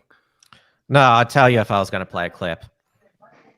No, I do remember that. It was, it's something that's been overlooked by the New Zealand media. He knew that Jacinta was pregnant, and he went with her regardless. And we have to remember that, when her pregnancy was announced, it had all the euphoria of basically a royal pregnancy.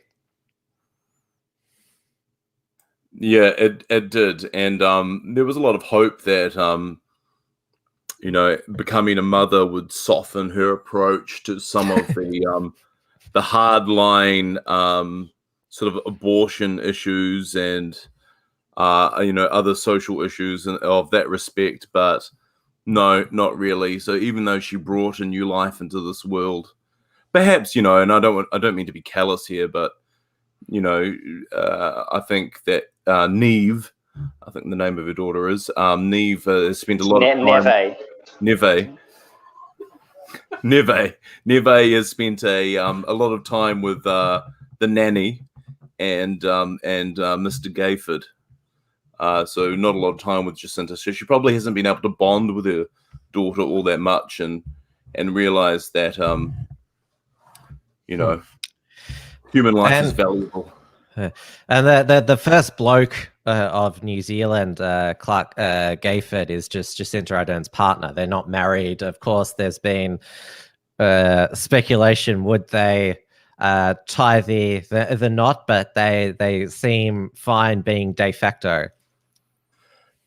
Yeah, I mean, honestly, now on the back of this, what it looks like to be a huge Labour win, if they tied the knot after this election, it's going to be worldwide news. We're going to have to be subjected to weeks and weeks of wedding preparations. It'll be interesting. I think this is. She's gonna announce a marriage about a week after winning this election. You heard it here first, folks. All right, I'll take that. That's a good one. And I think this is a good time to reflect as well that there's a lot of talk about the politics, and I mentioned probably not huge differences between Labour and National. And we, they may try to run the country in the ground. Who knows? But it's definitely important to have your life arranged in such a way that you're not necessarily negatively impacted by whoever's in power.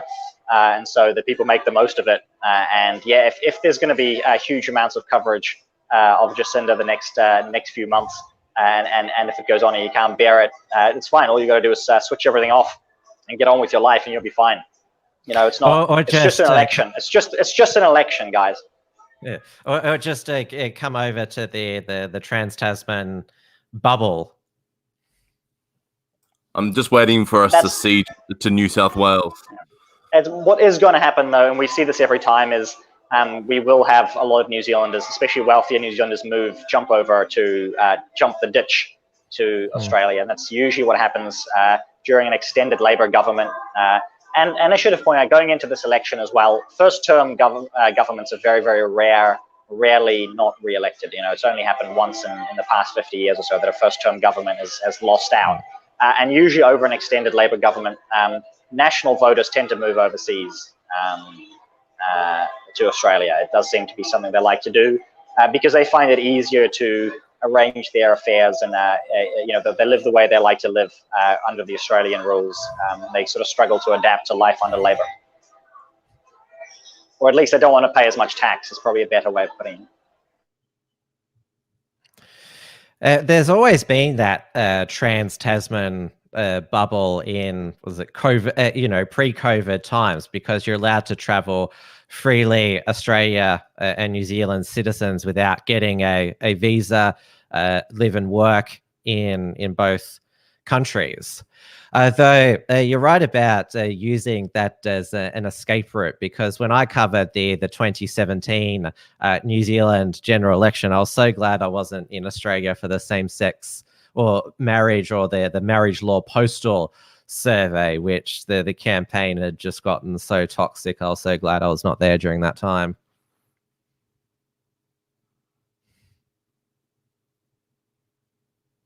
Any particular reason why you were happy not to be there, or? Because we'd been talking about the issue of same-sex marriage for, I think, the past 7 years, and now it was going to be like because Australia rarely has referendums, plebiscites. This was a postal survey because it was done by the Australian Bureau of Statistics, and so it was front and center. You had obviously all the screeches on the yes side. It just, if you're just all same-sexed out. Yes.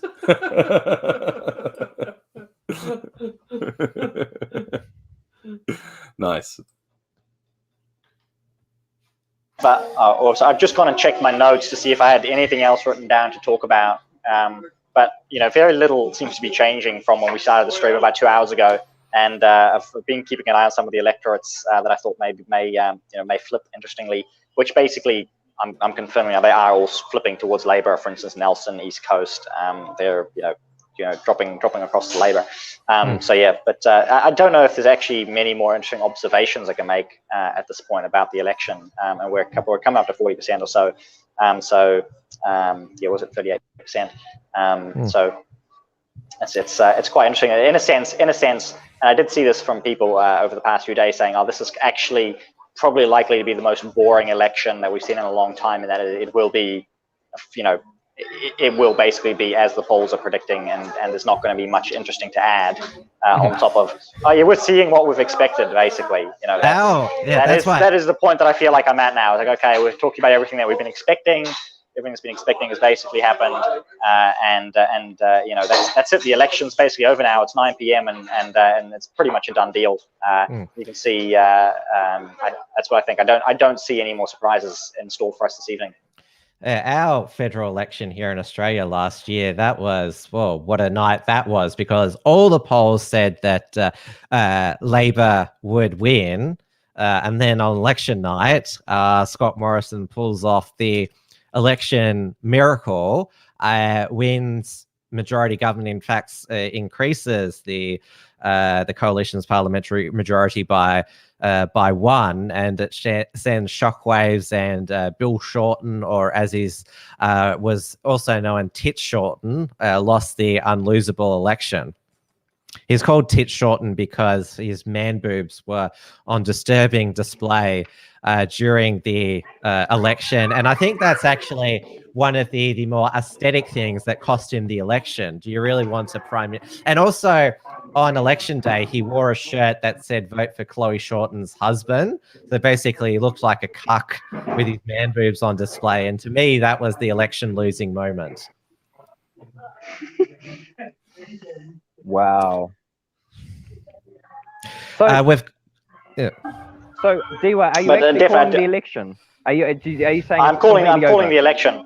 I'm saying it's over. Sure? Yeah, I have got nothing else. I've got nothing else.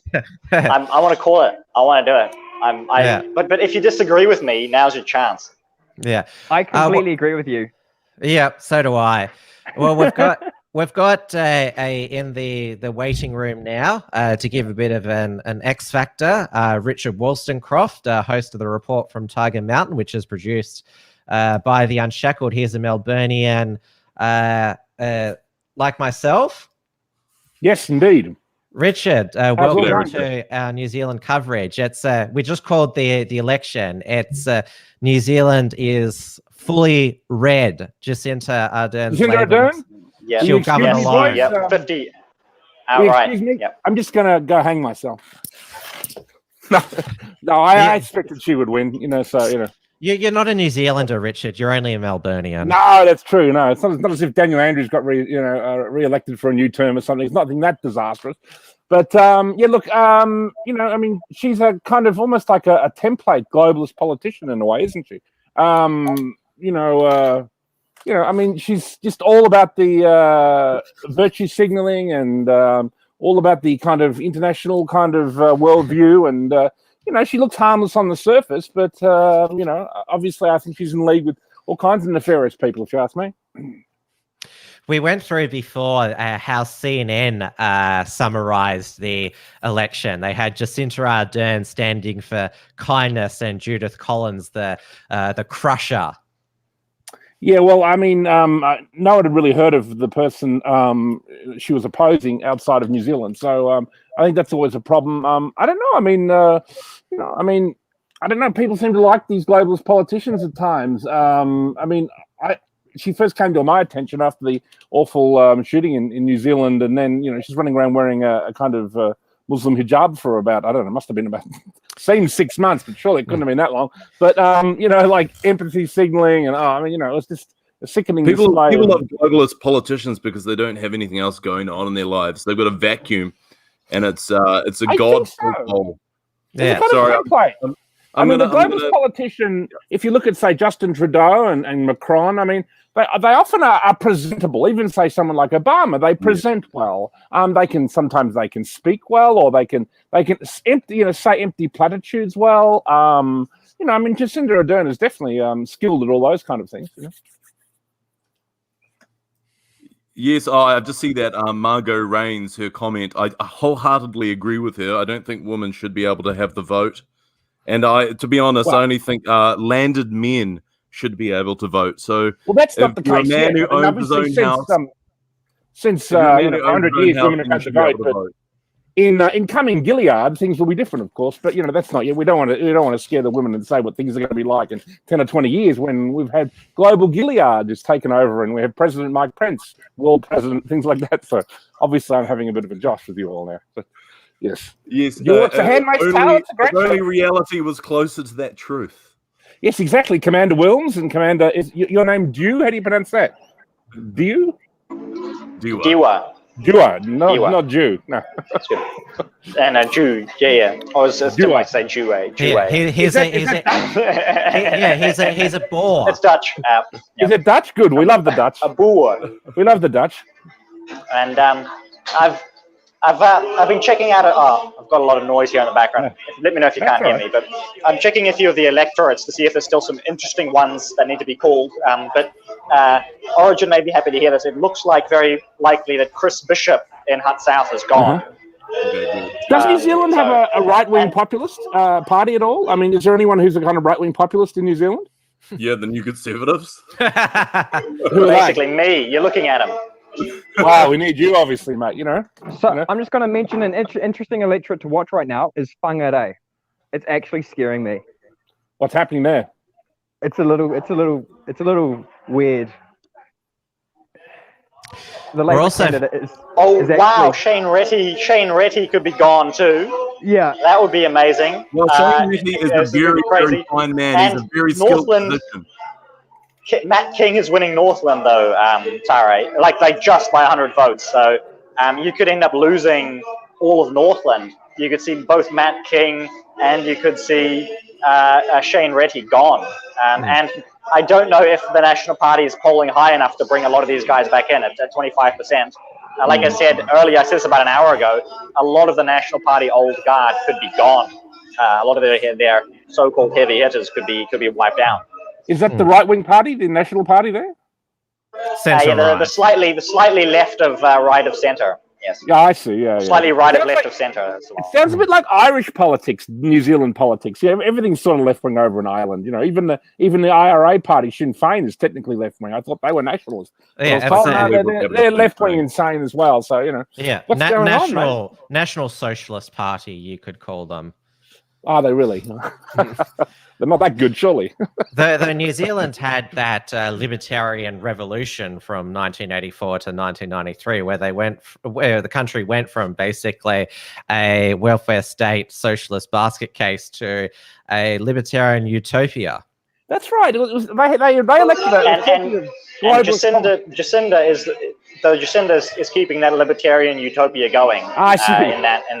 A lot of the stuff that she's doing is actually in line with the libertarians, other than the economic side, obviously. Socialism and libertarianism, you're seeing them come together, aren't you? A little bit even in Silicon Valley. A lot of the founders of Silicon Valley were very libertarian-minded, but now they're kind of like, it's a very unusual combination, and it doesn't seem to mix, but maybe some kind of dialectical, situation where opposites are combining. Leo Varadkar was the kind of president in Ireland for a while. He was an arch-globalist. He was somebody of Indian ancestry, and he was also, I think, gay. So he was like an Indian gay leader of Ireland. I don't know how that ever came about. Well, Richard, we've been going through that the ACT Libertarian Party in New Zealand has returned to prominence. They've got 7.7% of the vote. Ah, very nice. Is that good? I have no idea about New Zealand politics outside the fact I don't like Jacinda Ardern. So I guess, how long are the terms? So I'm in for her for another 3 years, are we? Yes, 3 years. Oh, great. Yes. Well, that's until until Australia invades and annexes New Zealand, which is obviously, we've been needing to do that for a long time, haven't we? It's always been hot air from Australians. Yeah, you're not gonna do it. It's sort of like what's his name from the Honeymooners? One of these days. New Zealand. Yes, that's true. So who else is online with us? We've got Origin. Yeah. Is it the ancient religious scholar, and is it Tare Parere? How do you pronounce that? Porere. Porere. Is that French or Maori? No, it's Maori. Very good, very good. Yep. So shall we look at the election? Have you got like a map or something? Yeah, we've got a, what is it, well, sort of a graph or a wagon wheel. So this is how it stands with, I'll just refresh, 42% of the vote counted. So Jacinda Ardern's Labor Party sitting firmly on 50%. National Party led by Judith Collins at 26% now. The Green Party at 8%. And ACT New Zealand at 7.7%. They're the parties that will get representation under the mixed member proportionate system. So that translates to 66 out of 120 seats for Labor. What's so the ACT Party? The ACT Party, how would you describe them? Oh, Libertarian. They're the Libertarian. They're Libertarian. So technically you've got Nationals, which is sort of right, and you've got Libertarians. They make up about 30% of the vote, and the rest belongs to, I guess, Labor and the Greens at the moment. And there's 10% undecided. Oh, the other 10% is all the other minor parties. So Winston Peters, his party's New Zealand First is gone. They're only on 2.4%. So it's been, you'd still say it's been quite a game-changing election in New Zealand politics, a realignment.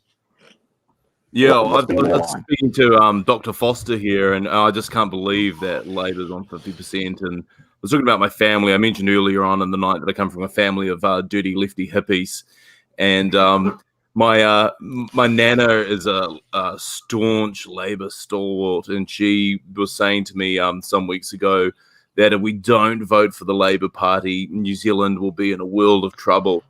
And she said it with a fervor, and bless her heart. I didn't have the heart to to take it to task over all the wrongdoings of Labor, but it's just so ingrained in the culture in New Zealand. This left of left socialism. It's very hard. I just don't see a great future for New Zealand. So.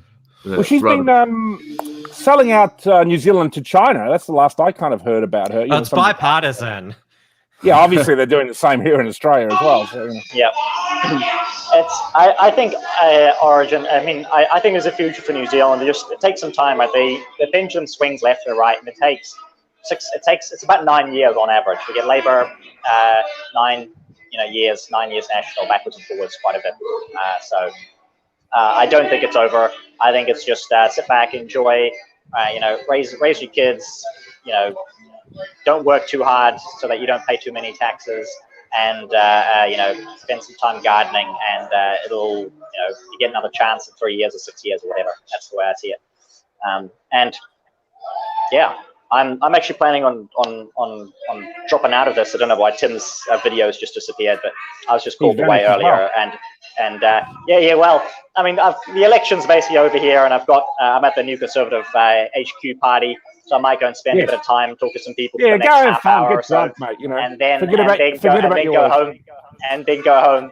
So we'll see if Tim comes back. I'll keep it going until then. But obviously he wants to go through the ACT election results as well, and I'm not sure if Origin or Tare are going to stick around. But it's been good. I've enjoyed the stream, and enjoyed everyone's input and going backwards and forwards and all of this. I suppose the biggest takeaway is that the results were basically what we were expecting, what we were going to get at the beginning.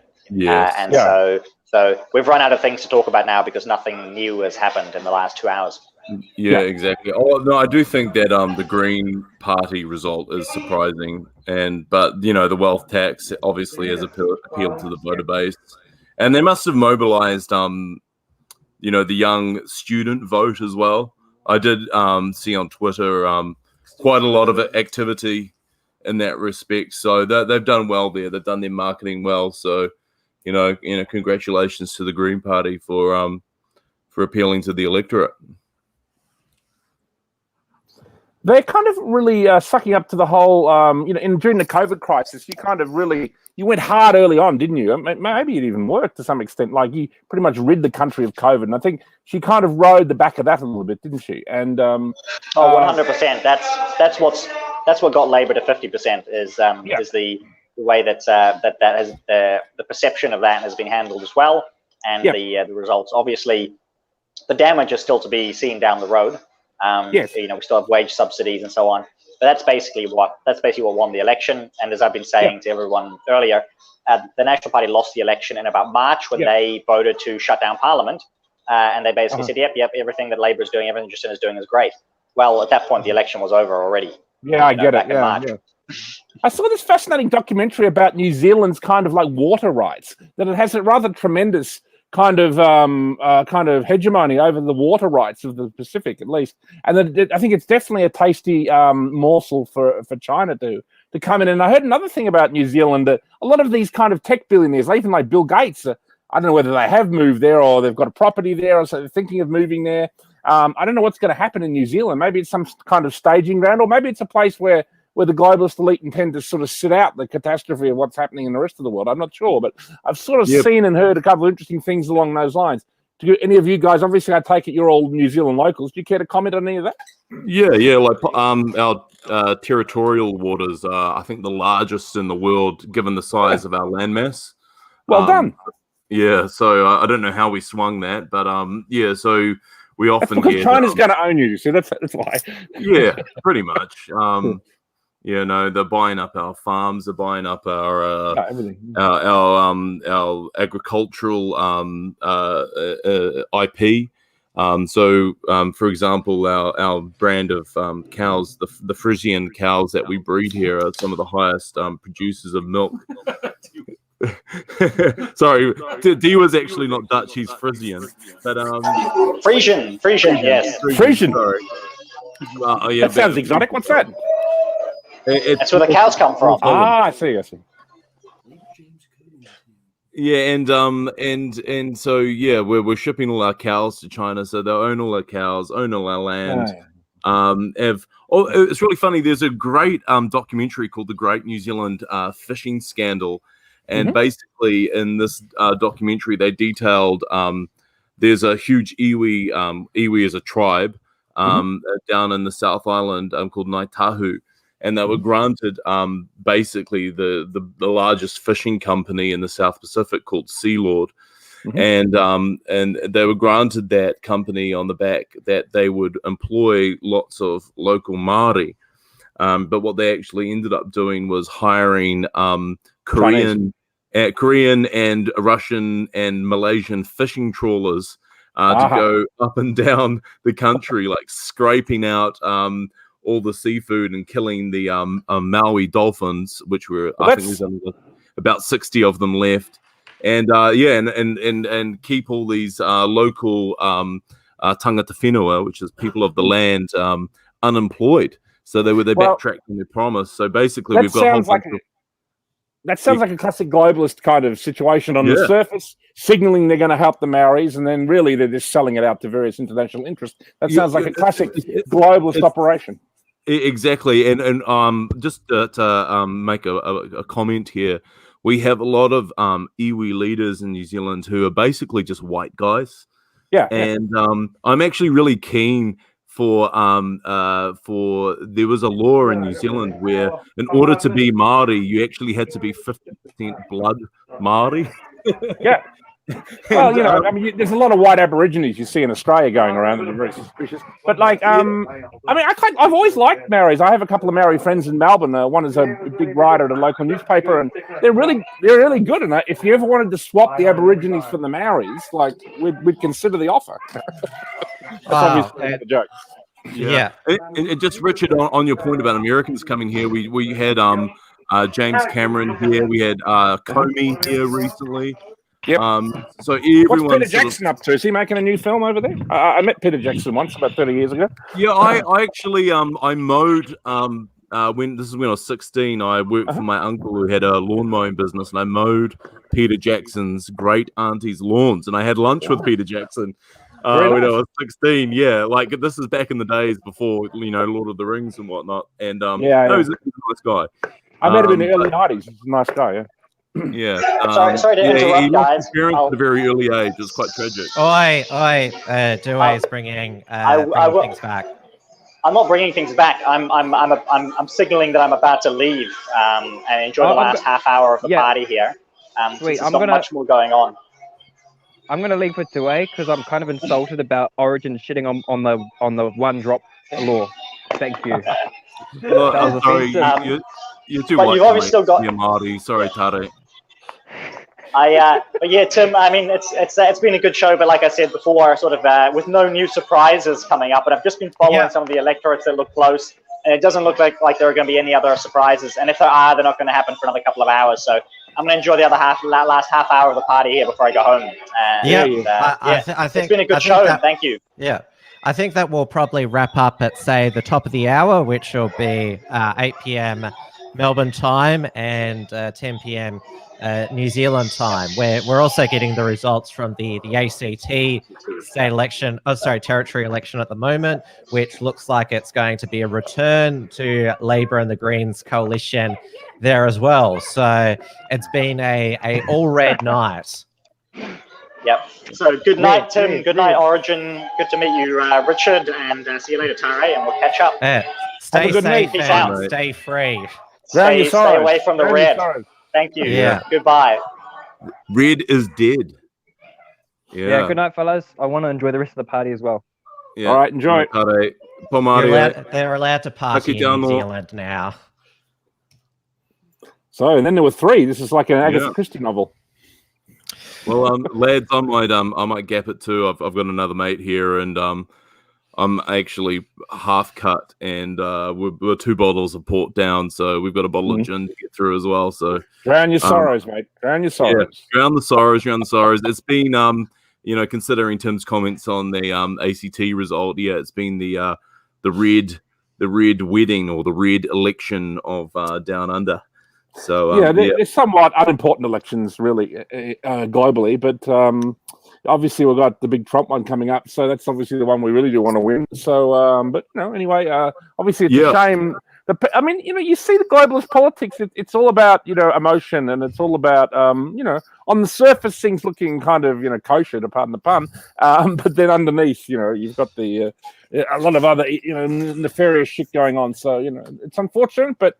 You could see it happening. She was she was not only popular within New Zealand, I think she's popular on the world stage. Yes. Left-wingers all over the world go into rhapsodies about Jacinda Ardern, like she's the greatest, leader on the planet or something. It's ridiculous. Well, we talked about it earlier. I brought it up that she was a senior advisor for the Tony Blair government.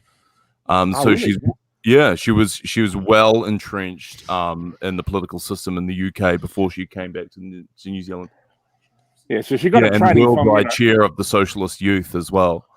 She got a training from a Sith Lord, so she's knows what's going on. She knows the game. So Tony Blair is the ultimate globalist, basically, and absolutely. Didn't he usher in the final joining of the European Union for the UK? Something like that, absolutely. He was definitely one of the architects of the current, new world order that we obviously with COVID-19, we're on the outskirts looking in, and now we're on the inside in the welcome, in the lobby basically of the new world order. Welcome, here we are. Yeah, it's sad times here, but I'll bid you guys adieu, and have a great night, and thank you, Origin. Yeah, Very look good. forward Thank to you, go with God. Election, hopefully. Cheers. God bless. Exactly. Take care, guys. So then there were 2. Yeah, well, I guess. What the fuck are we going to say about New Zealand politics? Well, as I said, there's the ACT election, but why don't you and I just catch up on? Well, New Zealand's on the Victorian Belton Road to oblivion. If you like my segue and pun.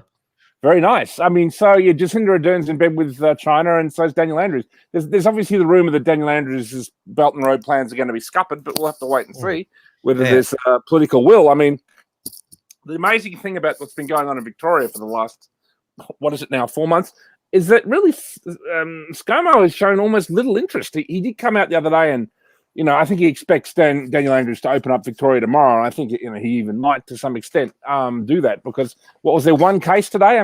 Give me a out of 19,000 tests. So they tested all those people. And got one. It's all bullshit anyway.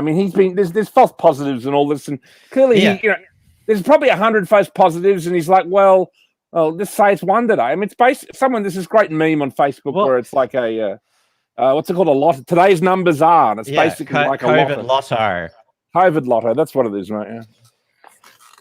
Yeah, but the overall increase today, well, there was no overall increase because one case was reclassified, which is code for there was a false positive. That's what that means. Oh, that's what that means. I don't like to use the word false positive because I don't like to bring in the idea that we've been locking down our estate for 4 months for virtually nothing. So.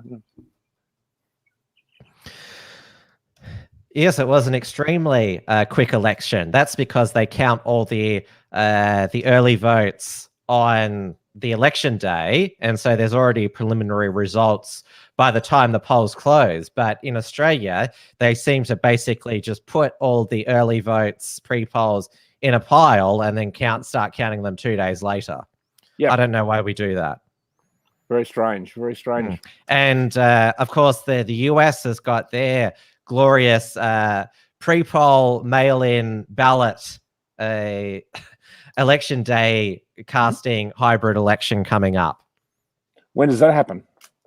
November the 3rd. So we've got a busy next couple of weeks. So next Saturday is AFL Grand Final day. My Brisbane Lions are playing in the preliminary final against Geelong, starting shortly. Yep, and of course on next Sunday is the NRL Grand Final. Preliminary final tonight between Penrith and South. Melbourne Storm are already in the grand final, and in the AFL, Richmond Tigers are already in the grand final. Though, what's the point in either Melbourne Storm or Richmond winning the flag? I mean, what they can lift the cup in after the grand final, then straight back into Melbourne lockdown. Well, I do think he's gonna come out tomorrow. He's got to. I mean, obviously, I can't stand watching Daniel Andrews' press conference each day. I just can't watch it. But I generally tune in around 1 o'clock when whether it be Channel 9 or the ABC are giving a summary of what the silly bastard said. So, that's kind of what I do. I can't watch his press conferences. Do you? No, me either. I mean, there's only so much we can take, even though it's our job to report on it. Exactly. Yeah. So what else has been going on, Tim? Any other interesting news? I need a haircut. I know that much. Hairdressers are still closed. We're going to find out tomorrow whether they're open. Do we have any kind of leaks or anything about what he's going to announce tomorrow? Have you got anything to reveal, Tim? No, and no leak would be reliable. It's just basically Dictator Dan decrees on the day. He said, "Our glorious leader, Dictator Dan." Yeah, meetings all throughout tonight. He has said. Yeah, big night for Dictator Dan. Hey, you remember 2 weeks ago when everyone was outraged that there were people at St Kilda Beach because it was a warm night, and apparently there was going to be a new COVID cluster. Well, look at this meme. 2nd of October, beaches packed, thousands gather in groups despite lockdown rules. 16th of October, no St Kilda Beach cluster. Who knew that warm weather would not transmit warm weather outside would not transmit the coronavirus? I know, obviously, I think Australia, if we have a reasonably hot summer, I think it should be fine. But I hear that Daniel Andrews hasn't allowed for the clearing that's necessary to avoid bushfire. Which a deadly bushfire season would kill many more people in the summer than the coronavirus would. Of course. And then, of course, you'll have the Chinese agents and the Antifa agents get out there with their boxer matches with their Muslim friends. And, this is just the wonderful world of globalism that we live in. Yeah, we'll see what this summer brings. Yeah, hopefully we'll avoid it. And, the weather it's been a really particularly cold year in Melbourne, to suit the mood, I think. And, but summer's here technically, even though it kind of rained today. So what else has been going on, Tim?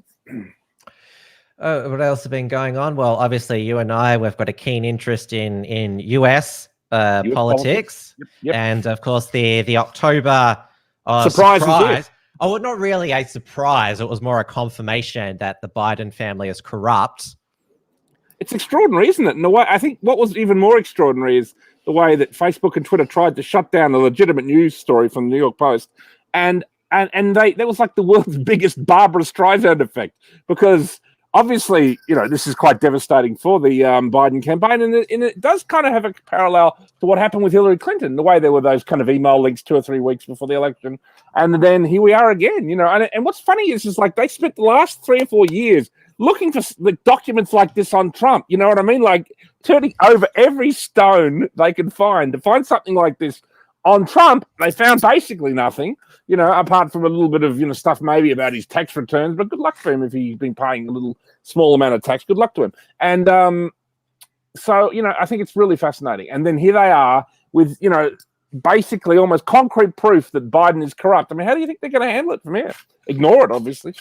Well, that's what they tried to do last election with Hillary's emails, which is why the Facebook and Twitter introduced this hacking policy that if any news was reported from hacked sources, they'd block it.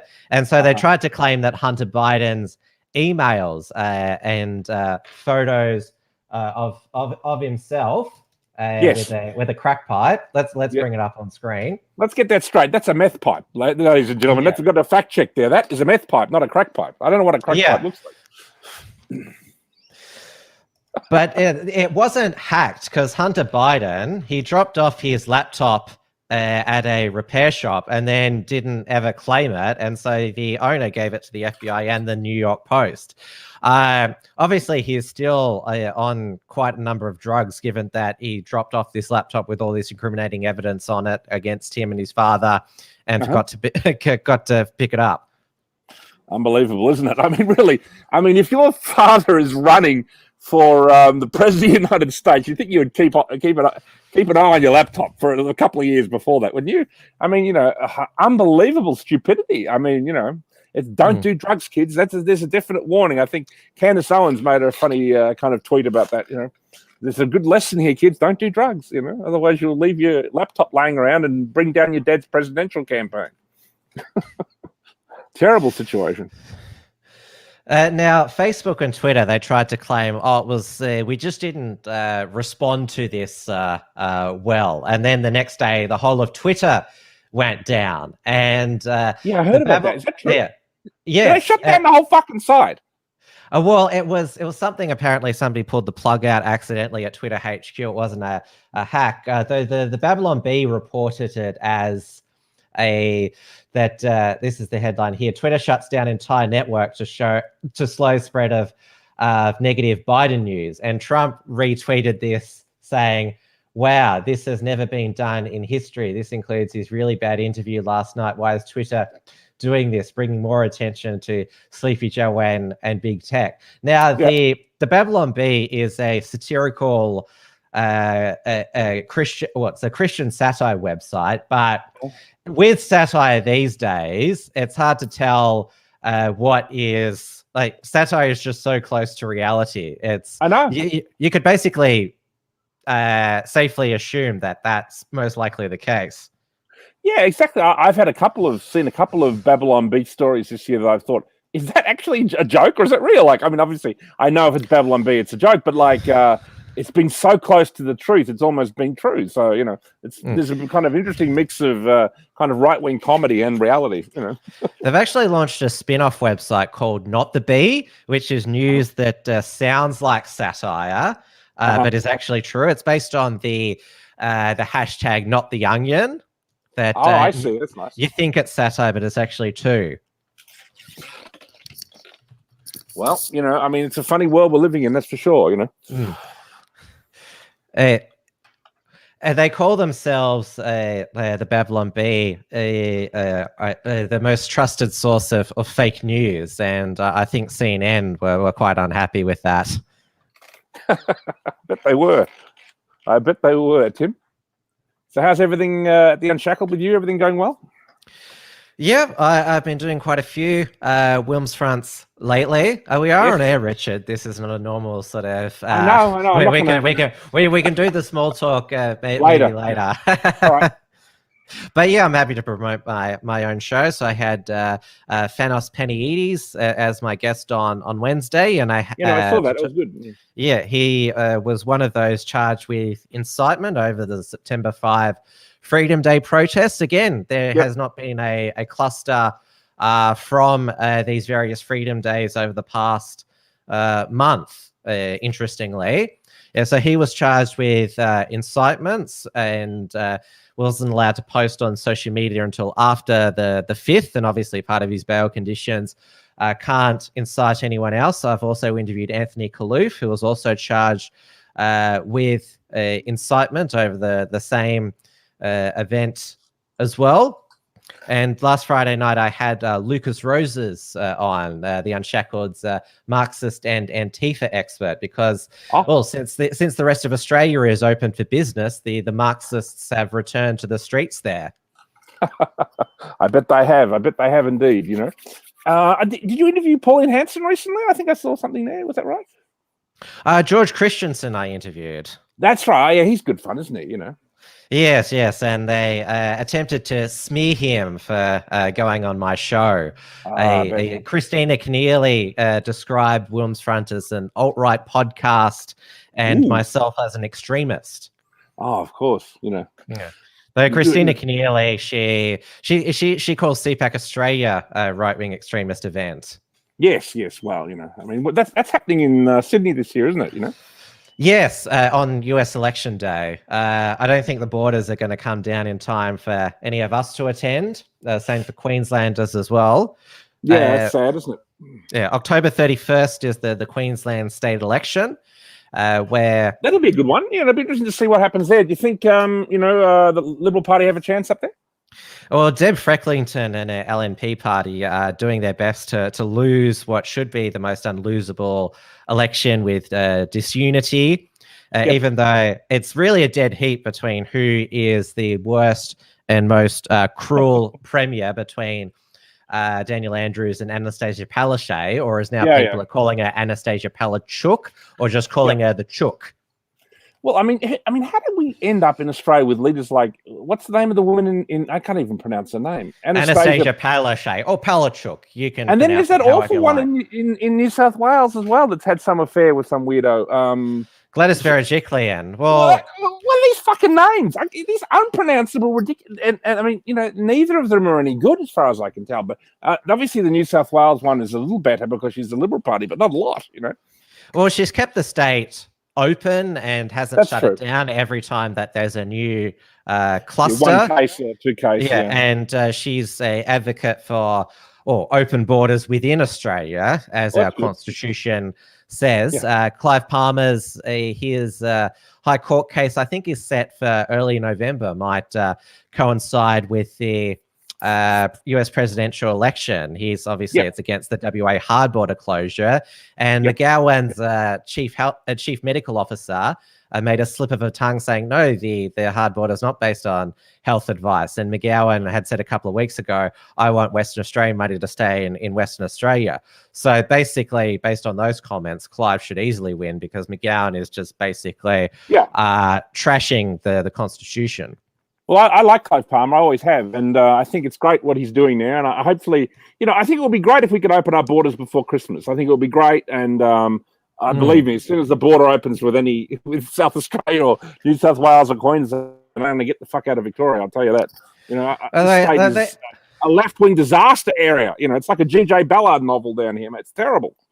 So even South Australia, Queensland and New South Wales still have ridiculous restrictions on singing, dancing, and playing musical instruments. Apparently, when you dance, you just ooze droplets, like just droplets come off you like sort of water. Isn't that ridiculous, Tim? I mean, I think it's absolutely extraordinary, isn't it? The way that there's been a kind of medical tyranny that's really been rolled out in 2020. Like, I had no idea that our medical authorities had this power over a virus that, I mean, is essentially relatively... I mean, can you imagine if we had a real serious virus? I mean, something like Ebola that was like somehow weaponized and going around. I mean, you know, think of all the totalitarian nonsense they could bring in then. I mean, this is basically like a bad version of the flu. Or it's basically like the bird flu, the SARS bird flu or whatever. And we survived that without locking down. We had a lot of cases at one stage. We even had a lot of deaths. Yeah, and, bird flu, swine flu. This is the bat flu. H1N1, all that stuff. And this is the Wuhan or the China virus. I much prefer calling it the China virus, along with Donald Trump's edicts, you know. Yes, and people have made the comparison today that there's one case in Victoria today, one new case. We're still in lockdown. The 5 kilometre radius, the masks. New South Wales had 5 locally acquired cases, open for business, no restrictions on leaving the house or travelling throughout the state. And yeah, you don't have to wear a mask. Yeah, I think it's really bad that Daniel Andrews, I think pretty clearly, is going to make Victorians wear a mask throughout the summer. I mean, it gets quite hot in January and February in Victoria has always been very hot. Like having to wear a mask every time you go up the shops or whatever. I mean, it's an extraordinary totalitarian overreach that's been going on, I mean, globally in many places outside of a few countries like Sweden, with the COVID-19 thing. It's terrible. Yeah, and Dan has indicated that, he's going to announce, he said substantial easing tomorrow. Well, we've all got different interpretations of substantial. Surely the shops have got to open up, What do you think of that guy, Harry, who was like he was this I think he makes suits, or he's a clothing store who's open. Yeah, clothing store. Well, he's been doing a roaring trade with obviously a lot of people going in to shop, but he's now been slapped with 2 $10,000 fines, and Victoria Police today were out fining anyone going into his store. Well, I'll tell you what, when it becomes legal to travel to whoever that guy's shop, what suburb is he in, do you know? Berwick. So in Berwick, whenever it's legal to travel to Berwick, I'm going to go to that shop and just, buy $100 worth of whatever the hell, just to support the guy, because I think that is very brave, and he tied it into the guy who he's kind of plight there. He tied it into the guy who brought about Sunday trading. There was a guy I think around Caulfield who had a kind of a hardware shop. Yes. So that he was very brave, both of them. So and it's good that they're outliers like this, I think. I think that with obviously there's been a lot of businesses who've been vocal in their calls and lobbying to reopen. Definitely freedom-minded people such as us should, as the expression goes, keep it in the family. We should shop at a business which supports freedom and liberty and avoid those woke shops. Absolutely, and I think I've always been fond of the Buy Australian, and Dick Smith has often promoted that idea, and many other people, and I think that's great. Buy Australian, and I think we should really wean ourselves off anything from China. I know China is rejecting a lot of our trade. I guess I think we should trade with other people. If they're going to reject us, we should be trading with India and other people who are on our side in the coming global conflict. China should be a pariah state after what they've done to the world this year. It should be treated like it's North Korea. Except we're North Korea at the moment. Well, at the moment, yeah, we're the Soviet Union. Who are we talking about? I think life in China might be freer right now. Life in Wuhan is freer right now. Think about that than it is in Victoria. I mean, there's this footage of this rave going on. It's ridiculous. There's some rave happening in Wuhan. It's like, how the hell are they having a rave and where we can't go 5 kilometers from our home? At least the curfew's been lifted. If you want to pop up the street and grab a soft drink or whatever at midnight or whatever. But we're still hearing the helicopters and planes and drones at night as well. What the hell are they doing? Well, there's this fascinating map. Someone said one of them was doing a kind of satanic pentagram. I don't know if that's true, but over Melbourne. But let's say it was true, whether it is or not. So yeah, it's we're under globalist control. Obviously with what happened in New Zealand tonight and Victoria, anyone who votes this kind of woke green politics in a resounding fashion, they're going to get the worst treatment, because it just shows to the globalists that we are fools if you vote these kind of agendas in, and it also gives it means that they've got a lot of wiggle room to bring in their worst totalitarian tendencies.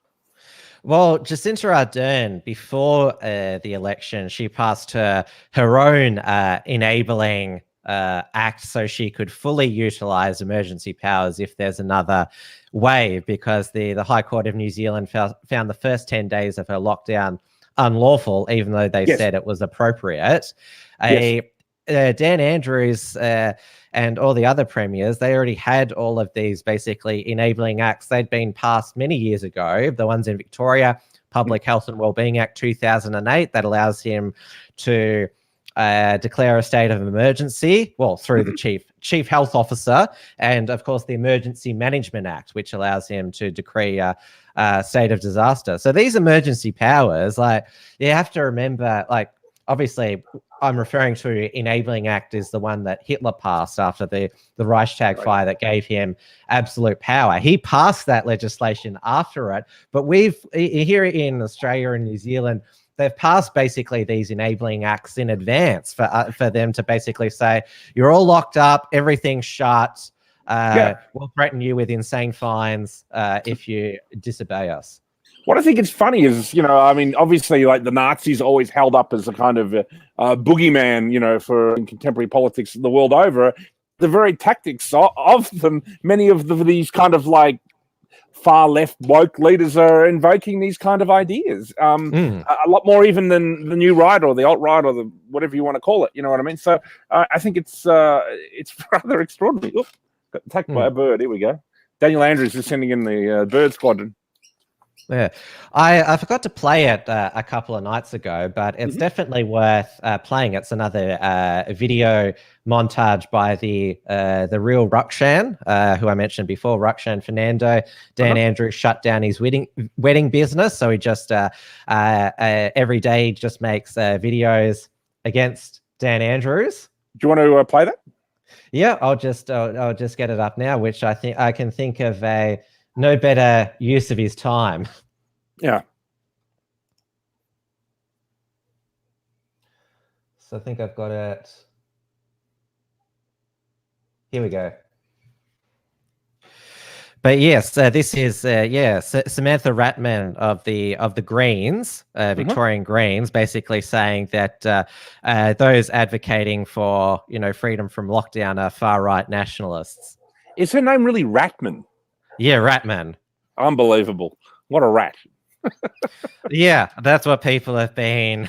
You dirty rat. She's the one who came back from maternity leave to vote for the 6-month extension to the state of emergency and passed the omnibus bill. Yeah, that just passed as well. Let's talk about the omnibus bill, but play your video first.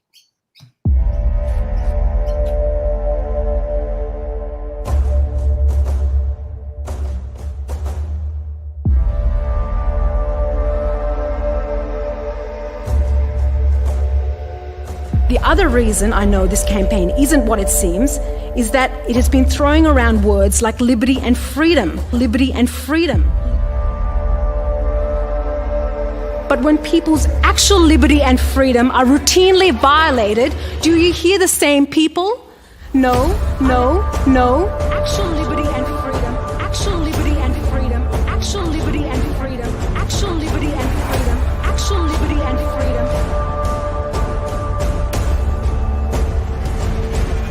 Are there thousands of emails from the same people demanding the end of mandatory sentencing or bail laws that have seen the prison population in Victoria significantly increase? No, no. Or calling for the release of asylum seekers from arbitrary detention? No, no, no.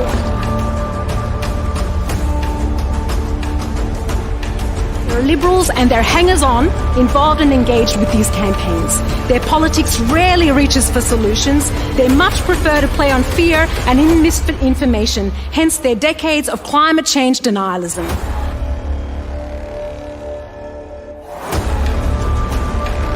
I, for one, am not going to be threatened by a right-wing nationalist conspiracy-tinged campaign, bullied into denying the reality or cave into threats, and I urge my fellow crossbenchers to look behind the emails at what is really going on here.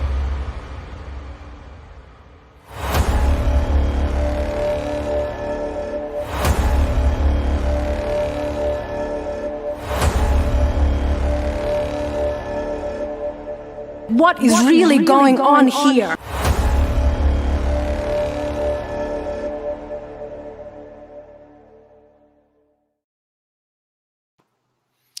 There we go. Ta-da!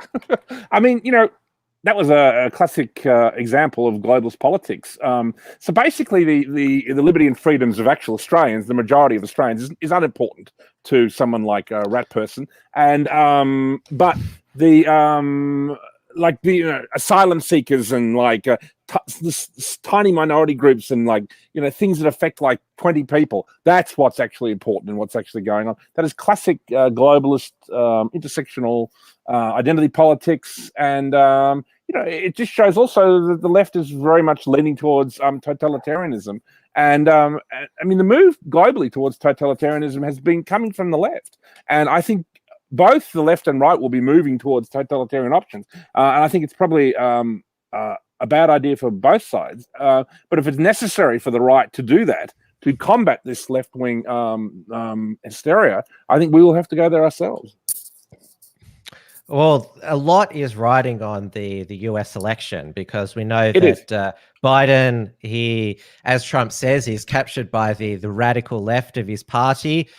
He wants to enable further lockdowns. He claims that, a two-month mask mandate would save 100,000 lives. I don't know. Did he use Dan's supercomputer to like a monkey? Calculate that? Is it called the HAL 9000 computer? I don't know. I think it's a Commodore 64, mate. One of those old ones we used to play video games with in the 80s. It's ridiculous. Yeah. What do you think of the omnibus thing passing? Obviously, it was watered down slightly, so he can't. Yes, the preventative detention powers, the COVID gulags, that got scrapped, but the authorized officers still. That provision still got passed. There's more sort of defining about what's who an authorized officer. Is that kind of like Stasi, Daniel Andrews' personal Stasi? Well, he can appoint the protective services officers who are not real police, the ones on the train, as authorized officers. Department of Health and Human Services officials, they can be authorized officers. WorkSafe officials, they can be authorized officers. Mm-hmm. Well, there you go, mate. So so he got half his bill through. I think it what's the word? It stopped him from being prosecuted. Is that true? That was one of the parts of it. People have different interpretations about that. As far as I know, his ministers and bureaucrats could still be liable for the under their own industrial manslaughter laws for the death of 797 Victorians during this second wave. Yep. So we're getting to 10 minutes to 8 p.m. Melbourne time. So yeah, I'm going to have to log off pretty soon, but I just wanted to recommend two books to people. This one's called Political Ponerology, which is a book about psychopaths in politics, which I highly recommend to everybody at The Unshackled. And this is another one called On Tyranny, which is very good for Daniel Andrews. He's clearly got this one right by his bedside. So, and this is another good one too, actually. I'll show you this one. The New Authoritarianism. This is about the authoritarianism on the left. So I highly recommend those three books to everybody at The Unshackled and Report for Tiger Mountain and the whole crew. Yep, there'll be another report from Tiger Mountain tomorrow on a hunter, crack, coke, meth hunting Biden. That's it. Yep. Well, I'm going to sign off, mate. I gotta go off and do something here. All right. We'll talk soon. All right. All right. Thanks for jumping on, Richard. Cheers, mate. Thanks. All right. It's just me for the last 10 minutes. So what I'll do is I'll just run through the current count as it stands. All of the New Zealand panelists, including myself, called the election for Labor and a majority government. So with 65.2% of the vote counted, basically 2/3. Labor Party sitting at 49.2% of the vote. That gives them 64 seats, a majority of the 120 seats. National Party, they've gone up to 26.8. That gives them 35 seats, but that is a pretty appalling result for them. And Judith Collins, National Party leader, her political career is over. ACT New Zealand, the Libertarian Party, they have surged this election.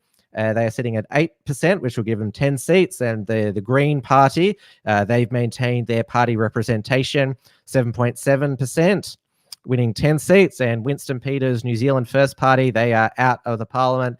Winston Peters' political career is over for now. And we'll just go to the ACT provisional elections here. So as you can see, ACT Labor, 38.5% of the vote. That's a swing of 0.1% to them.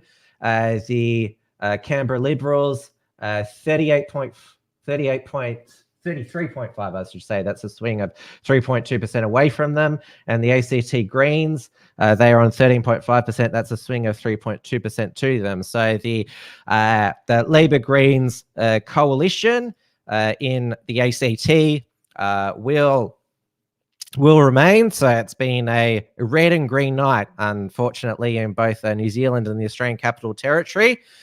So I'll sign off for now for this special Trad Tasman Talk New Zealand election night special. I'll be back with Wilmsfront Monday night, 7 p.m. Melbourne time, with my guest Millie Fontana, another Melbourne anti-lockdown lobbyist. And of course, we've got also extra special election live streams coming up.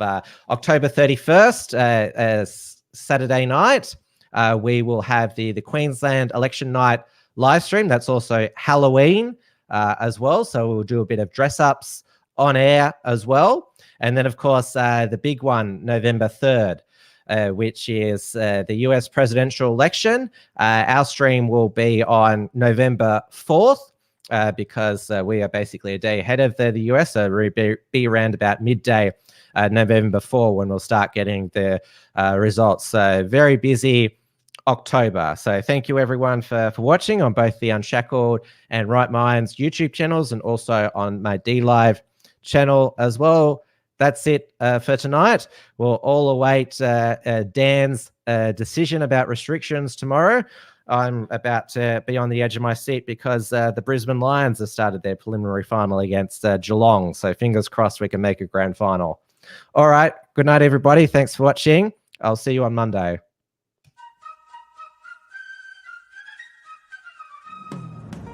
Thanks for tuning in to this week's edition of Trad Tasman Talk. To keep up with the latest real news and analysis from the Tasman nations, visit theunshackle.net and rightminds.nz.